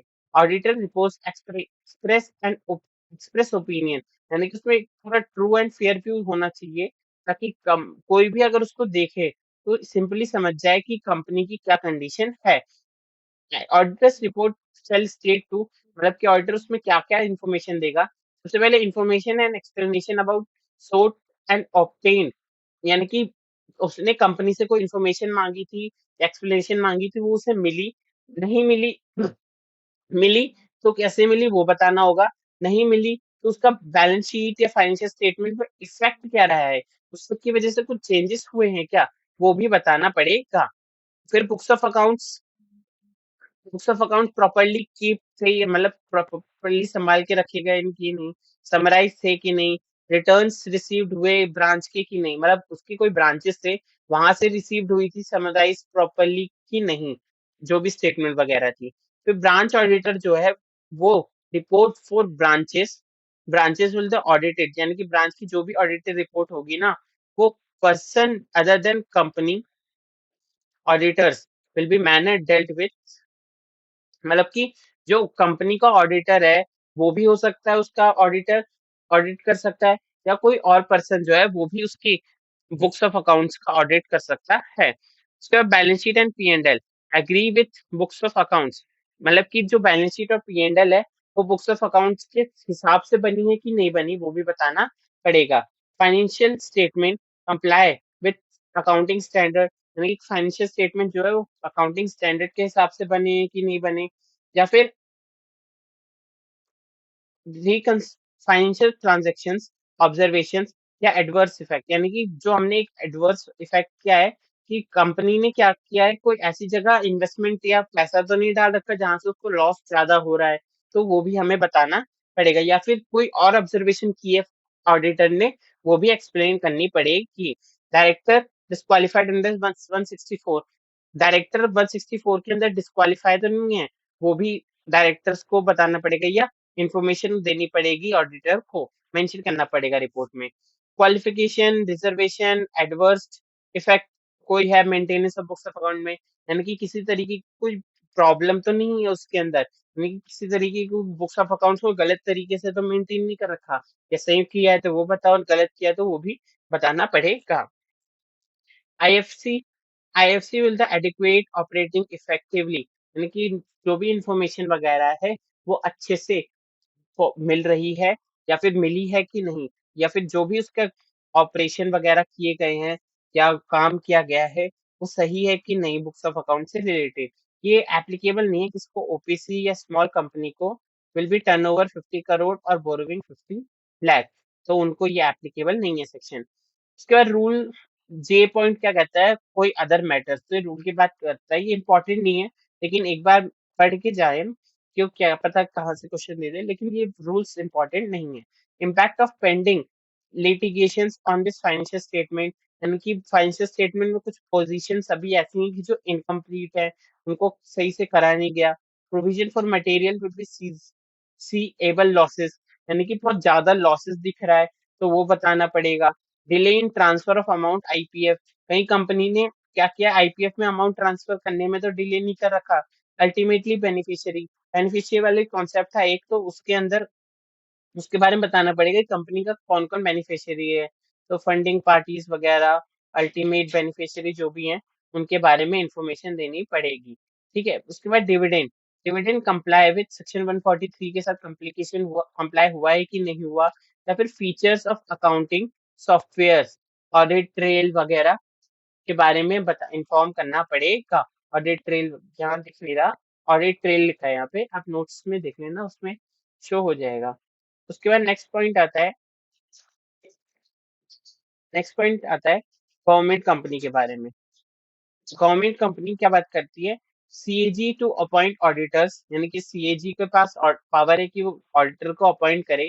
फिर CAG and auditor will B audit report, यानी कि जो सीएजी को ऑडिटर एक ऑडिट रिपोर्ट देगा, जो भी वो तैयार करेगी गवर्नमेंट कंपनी की, अंदर सीएजी डायरेक्शन, जो कि सीएजी की डायरेक्शन पे बनी होगी, उसके द्वारा बनी होगी, मतलब कि उसने जिस तरीके से कहा होगा उस तरीके से बनी होगी, और कोई इम्पैक्ट होना चाहिए बुक्स ऑफ अकाउंट से फाइनेंशियल स्टेटमेंट का, वो भी करा होना चाहिए। फिर उसके बाद इसको 60 डेज के अंदर 60 दिन के अंदर सबमिट कर देना होगा सीएजी को। मतलब 60 दिन के अंदर, उस टाइम पीरियड के अंदर ऑडिटर क्या करेगा, सीएजी को दे देगा। तो उसके बाद सीएजी क्या कर सकता है, रिपोर्ट आने के 60 दिन के अंदर क्या कर सकता है, सप्लीमेंट्री ऑडिट करवा सकता है। सप्लीमेंट्री ऑडिट यानी कि दोबारा से ऑडिट, उसको लग रहा है कि इसमें कुछ प्रॉब्लम है, तो उस केस में वो दोबारा से उस फाइनेंशियल स्टेटमेंट का ऑडिट करवा सकता है with in 60 days of the recipient of the audit report. यानी कि ऑडिट रिपोर्ट मिलते ही वो 60 दिन के अंदर उसका एक सप्लीमेंट्री ऑडिट करा देगा। उसके बाद conduct of supplementary audit the financial statement and comment upon such audit report। यानी कि सप्लीमेंट्री होने के बाद वो एक ऑडिट रिपोर्ट पे अपना कमेंट भी देगा कि इसमें क्या क्या प्रॉब्लम्स है, क्या क्या ठीक हुई हैं, वो सारी बातें सीएजी को बतानी पड़ेगी and send to every person entitled to financial statement and place in AGM. यानी कि वो पूरा रिपोर्ट वो जो भी कंपनी के एंटाइटल्ड पर्सन्स होंगे उनको भेजेगा और एजीएम में भी पब्लिश करेगा। Test audit of books of accounts, यानी कि अभी तक हमने फाइनेंशियल स्टेटमेंट के टेस्ट की बात की। सप्लीमेंट्री ऑडिट क्या है, फाइनेंशियल स्टेटमेंट का, फाइनेंशियल स्टेटमेंट की बात करता है। लेकिन जो टेस्ट ऑडिट है वो test audit books of accounts के बारे में कर सकता है। विल बी एज सेजी में ऑर्डर विद टेस्ट ऑडिट, मतलब कि जब भी वो कहे वो करवा सकता है और किसी भी करवा सकता है। नेक्स्ट पॉइंट आता है ब्रांच ऑफिस। ब्रांच ऑफिस का कैसे होगा, तो ब्रांच ऑफिस में इंडिया, अगर कोई इंडिया की ब्रांच है तो कंपनी का ऑडिट भी कर सकता है, तो कोई और पर्सन जो क्वालिफाइड है वो भी ब्रांच ऑडिट कर सकता है। अगर कोई आउटसाइड इंडिया की ब्रांच है ना, उस केस में कंपनी का ऑडिटर भी जा सकता है या any person duly qualified as auditor accounting standard पर लॉ ऑफ द कंट्री। यानी कंट्री के, उस कंट्री के लॉ के हिसाब से अगर कोई अकाउंटेंट है तो वो भी उसका ऑडिटर बन सकता है। Branch auditor report will be submit, branch auditor report will comply with the auditor, मतलब कि जो भी उसकी रिपोर्ट होगी ब्रांच ऑडिटर की वो कंपनी ऑडिटर को देनी पड़ेगी बनने के बाद। यानी कि अगर वो कंपनी का ऑडिटर खुद ही कर रहा है तो फिर क्या जरूरत है, लेकिन अगर कोई और ऑडिटर कर रहा है तो फिर वो सबमिट करेगा कंपनी ऑडिटर को। Deal with branch will be auditors report, यानी कि और जो कंपनी का ऑडिटर है वो उस कंपनी ऑडिट ब्रांच का ऑडिट रिपोर्ट को लेगा और अपनी ऑडिट रिपोर्ट के साथ जो कंपनी की मेन रिपोर्ट है उसके साथ मर्ज करेगा और फिर वो सब तैयार कर देगा एक फाइनल रिपोर्ट। सेक्शन 143(12) ये मोस्ट मोस्ट इंपॉर्टेंट है, मोस्ट इंपॉर्टेंट, मतलब कि इसमें आपको तो बहुत सब याद रखना होगा। यहाँ पे .6 आ रहा है लेकिन इसमें ये एक्चुअल में सबसेक्शन 12 है, सबसेक्शन 12 है और ये आपको बहुत ज्यादा याद रखना होगा। इसमें 3 स्टार्स बना लो। और तो फ्रॉड, फ्रॉड के बारे में ये बहुत इंपॉर्टेंट सेक्शन है। एप्लीकेबल टू, किसको एप्लीकेबल है, कॉस्ट ऑडिटर और सेक्रेटरी ऑफ स्टैट्यूटरी ऑडिटर, ये दोनों का एप्लीकेबल है। If an auditor in the course of और preference of duties and statutory auditor, यानी कि जो कोई भी ऑडिटर जो कि कोर्स ऑफ प्रेफरेंस ड्यूटी, मतलब कि अपनी ड्यूटीज से वो करता है, कोई भी स्टैट्यूटरी ऑडिटर या अपने काम को सही से नहीं करता है, तो has be reason below the fraud of the commitment, यानी कि उसने फ्रॉड क्यों करा है उसके बारे में उसे बताना पड़ेगा। अगेंस्ट द कंपनी, कंपनी के साथ मिलके किया है, कंपनी के खिलाफ किया है, तो उसके लिए दो of officer employ, company of the by officer और एम्प्लॉय, यानी कि ऑफिसर के साथ मिलके किया है या खुद से ही फ्रॉड किया है वो भी बताना पड़ेगा। उसके बाद क्या आता है कि पहली बात तो ये दो पार्ट्स में डिवाइड किया जाता है। एक तो 1 करोड़ से ज्यादा के लिए हो या 1 करोड़ से कम के लिए हो। सबसे पहला 1 करोड़ से ज्यादा के लिए हो अगर, तो auditor will B report immediately after 2 days, यानी कि जैसे उसे पता चलता है उसके 2 दिन के अंदर उसे ऑडिट कमेटी या बोर्ड ऑफ डायरेक्टर को इन्फॉर्म करना होगा। और इन्फॉर्म करने के बाद उन बोर्ड ऑफ डायरेक्टर और ऑडिट कमेटी में से किसी एक को भी, जो भी कंपनी में है, यानी कि ऑडिट कमेटी है तो उसको, और अगर वो नहीं है तो बोर्ड ऑफ डायरेक्टर को 45 डेज के अंदर अपना एक स्टेटमेंट देना होगा कि उसको ये ऑडिट फ्रॉड के बारे में पता था, नहीं पता था, जो भी हुआ उसके बारे में बताना होगा। अगर रिप्लाई रिसीव्ड होता है कम ऑडिटर को, तो ऑडिटर क्या करेगा, 15 दिन के अंदर उस फ्रॉड की रिपोर्ट को, उस कमेटी के रिप्लाई को और उसका क्या ओपिनियन रहा है, कमेंट है, वो बताएगा और सीजी को सबमिट कर देगा। कैसे कर सकता है? पहली बात तो वो सेक्रेटरी ऑफ एमसीए को भेजेगा, प्राइम मिनिस्टर को डायरेक्ट तो भेज नहीं सकता ना, तो सेक्रेटरी ऑफ एमसीए को भेजेगा। और R paid, speed post, registered post, authorise जो है ड्यूटी वाला, और स्पीड पोस्ट और ईमेल, इन तीन में से किसी के जरिए भी वो भेज सकता है in the form ADT 4। ADT 4 के अंदर उसे भेजना पड़ेगा, which is signed by auditor, indicating membership number, यानी कि इस पे एक मेंबरशिप नंबर भी लिखा होगा उसका, नाम वगैरह के साथ, और लेटर हेड, जो भी इंपॉर्टेंट इंफॉर्मेशन है उसकी वो उस पे होनी चाहिए। अगर रिप्लाई नहीं आता है तो क्या करें? अगर रिप्लाई नहीं आता है तो उस केस में ऑडिटर ऑडिटर सीजी को सेम 15 दिन के अंदर देगा। ऑडिटर पहले क्या था, रिप्लाई आने के 15 दिन के अंदर, अब इसमें क्या है, 45 डेज कंप्लीट होने, फिर 45 डेज तक तो वेट करेंगे ना, उसके बाद वो 15 दिन के अंदर रिपोर्ट दे सकता है, after end of 45 days, 45 days खत्म होने के बाद।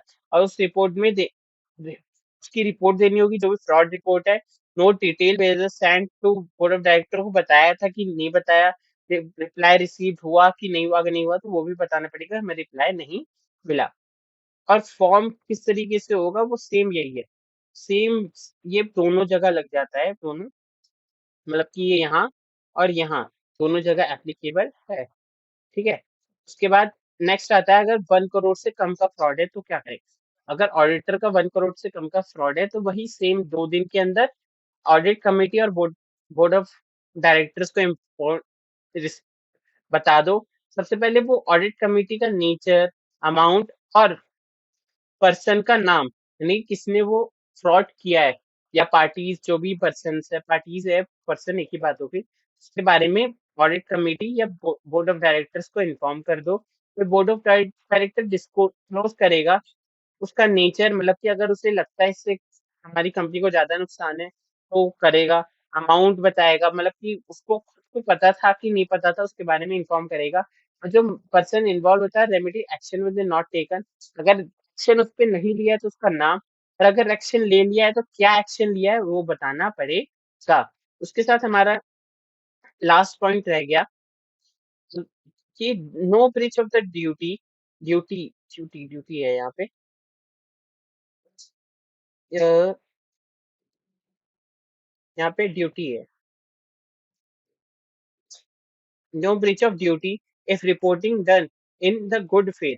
अगर रिपोर्ट जो हमने किया है किसी भी ऑडिटर डायरेक्टर ने गुड फेथ में, ऑडिटर ने, चाहे वो कॉस्ट ऑडिटर हो या स्टैट्यूटरी, गुड फेथ में किया है, गुड फेथ में किया है, यानी कि उससे वो कोई नुकसान नहीं कराना चाहता कंपनी का, तो उस केस में वो कोई भी ब्रीच ऑफ ड्यूटी नहीं मानी जाएगी उसकी।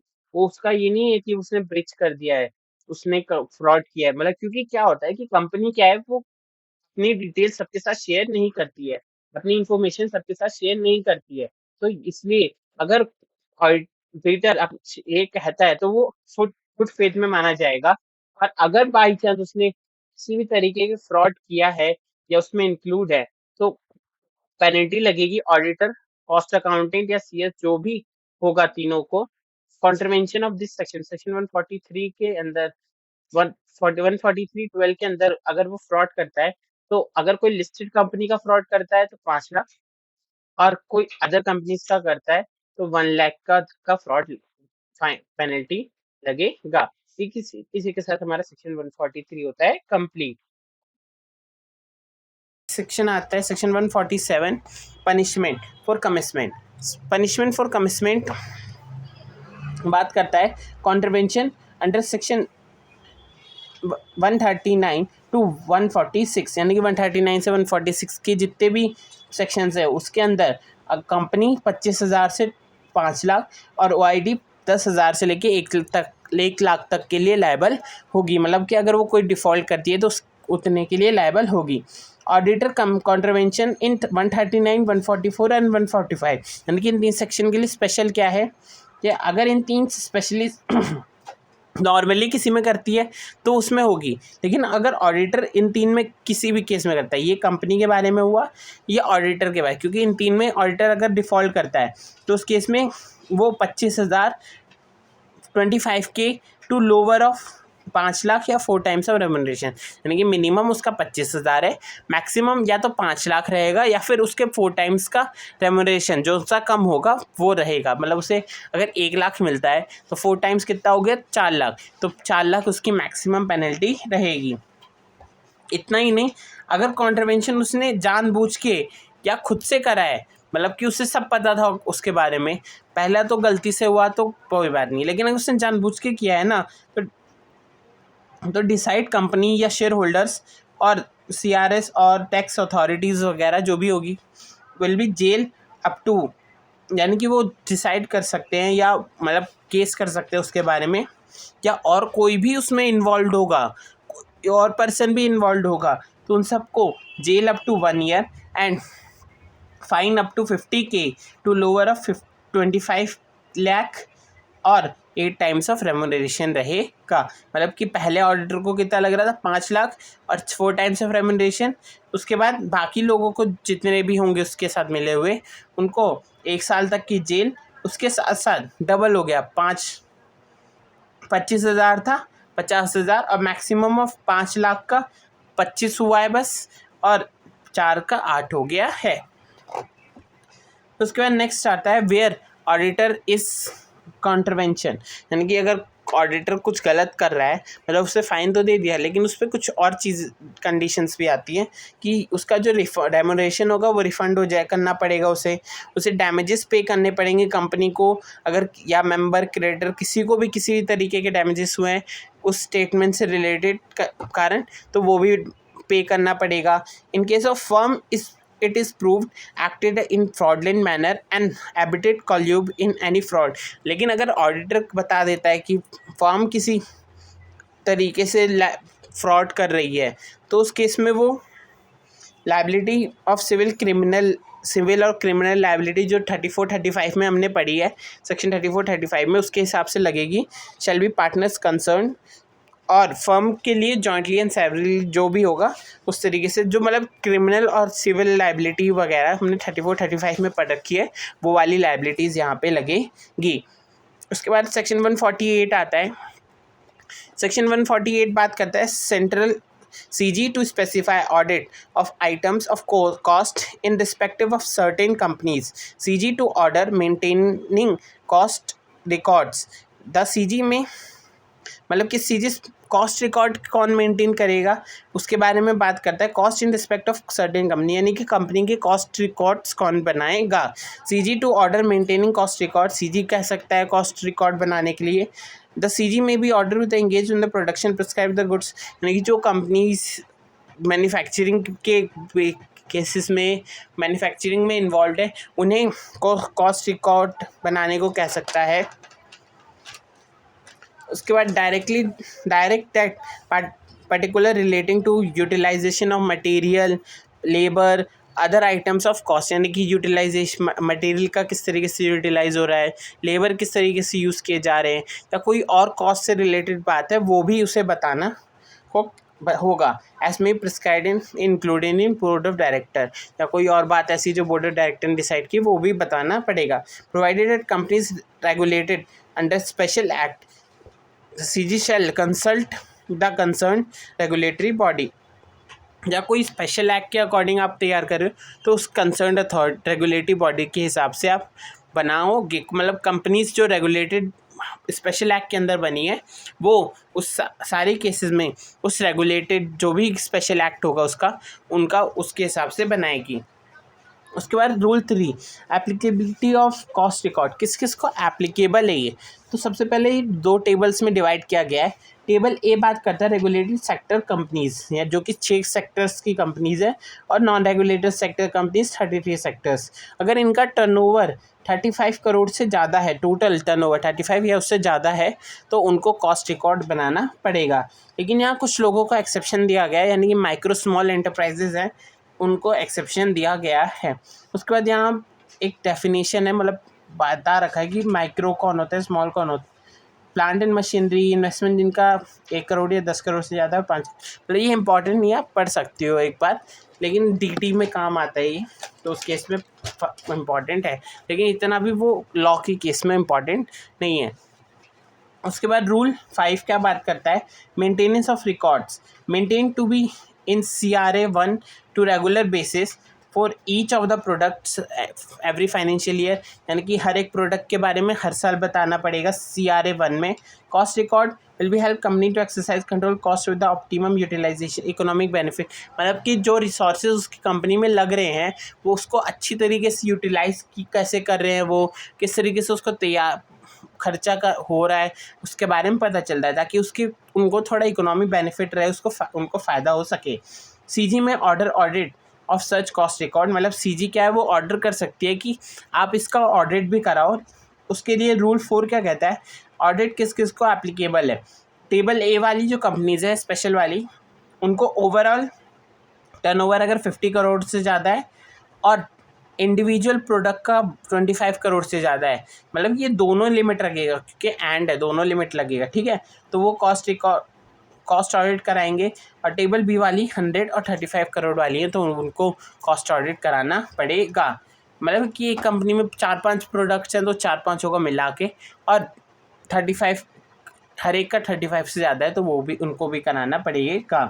नॉट एप्लीकेबल किसको है, एक्सपोर्ट रिवेन्यू इन फॉरेक्स, जिनका मतलब एक्सपोर्ट से रिवेन्यू हो रहा है 75% से ज़्यादा, ऑपरेटिंग इन SEZ है उनको, और engage in the generation of electricity for captive consumption, यानी कि जो इलेक्ट्रिसिटी जनरेशन के में यूज़ करते हैं वो उनको भी ये ज़रूरत नहीं है। उसके बाद हमारा थोड़ा सा ही पार्ट बचा है।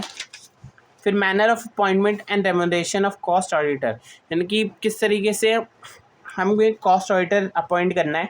In case of required to continuous cost audit committee, यानी कि ऑडिट कमेटी भी अपॉइंट कर सकती है। Recommendation of audit committee, board of director appoint individual या फर्म। रेम्यूनरेशन कैसे डिसाइड होगा, मतलब कि audit committee board of director को कहेगी और फिर board of director share holder के साथ रेटिफाइड करवा लेंगे।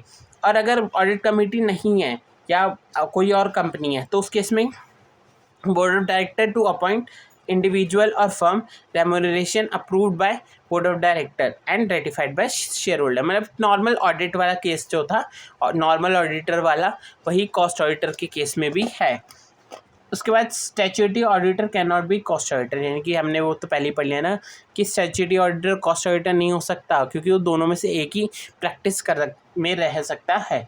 Cost auditor shall be appointed with in 180 days of commitment of every financial year, यानी कि कॉस्ट ऑडिटर हर साल अपॉइंट होगा।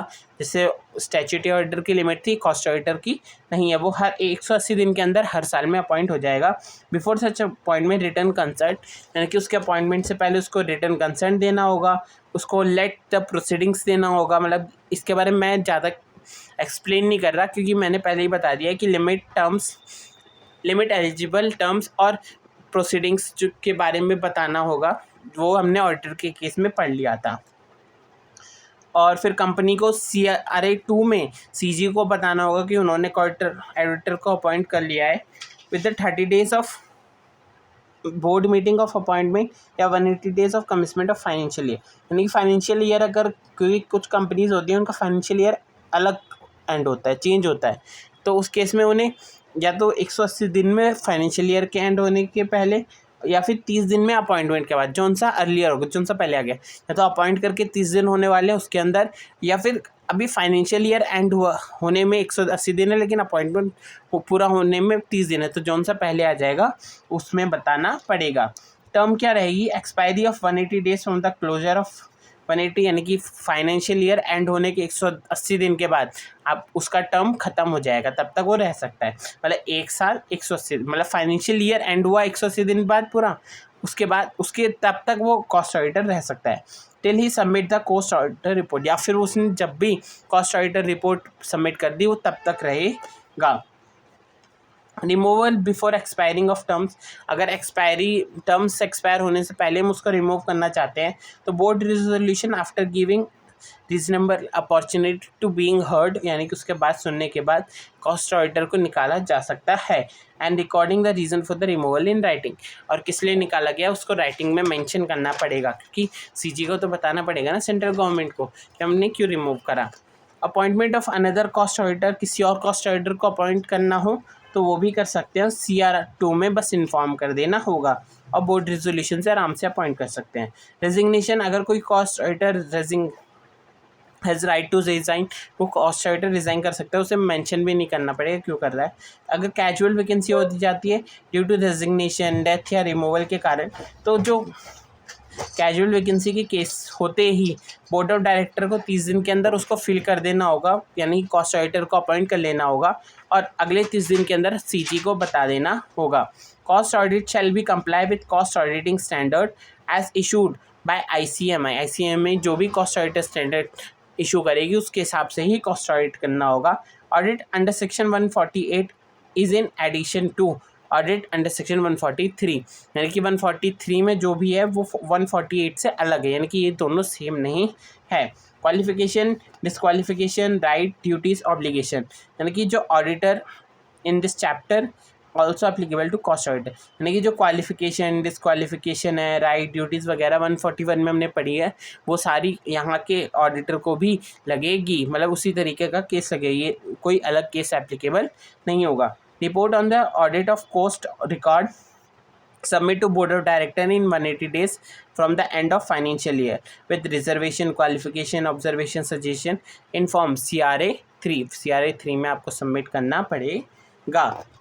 उसके बाद कॉस्ट ऑडिटर रिपोर्ट CG, मतलब कि अगर कोई फ्रॉड वगैरह के बारे में, date of cost auditor report includes report and full information of the explanation, यानी कॉस्ट ऑडिटर रिपोर्ट तैयार करेगा वो CG को भी सबमिट कर सकता है पूरे इंक्लूड्स के साथ, और अगर डिफ़ॉल्ट करता है तो 147 में इसकी पेनल्टी हमने पढ़ ली थी। तो इसी के साथ हमारा चैप्टर पूरा कंप्लीट हो गया है और हमने अच्छे से करा। आई होप आप लोगों को ये बहुत अच्छे से पसंद आया होगा। इसको अपने फ्रेंड्स के साथ शेयर करो, चैनल को सब्सक्राइब करो, वीडियो को लाइक करो और मुझे कमेंट करके बताओ आपको कैसा लगा। कोई डाउट है तो उसको मुझे कमेंट कर दो, मैं उसको सॉल्व करने की कोशिश करूँगा। Thank you.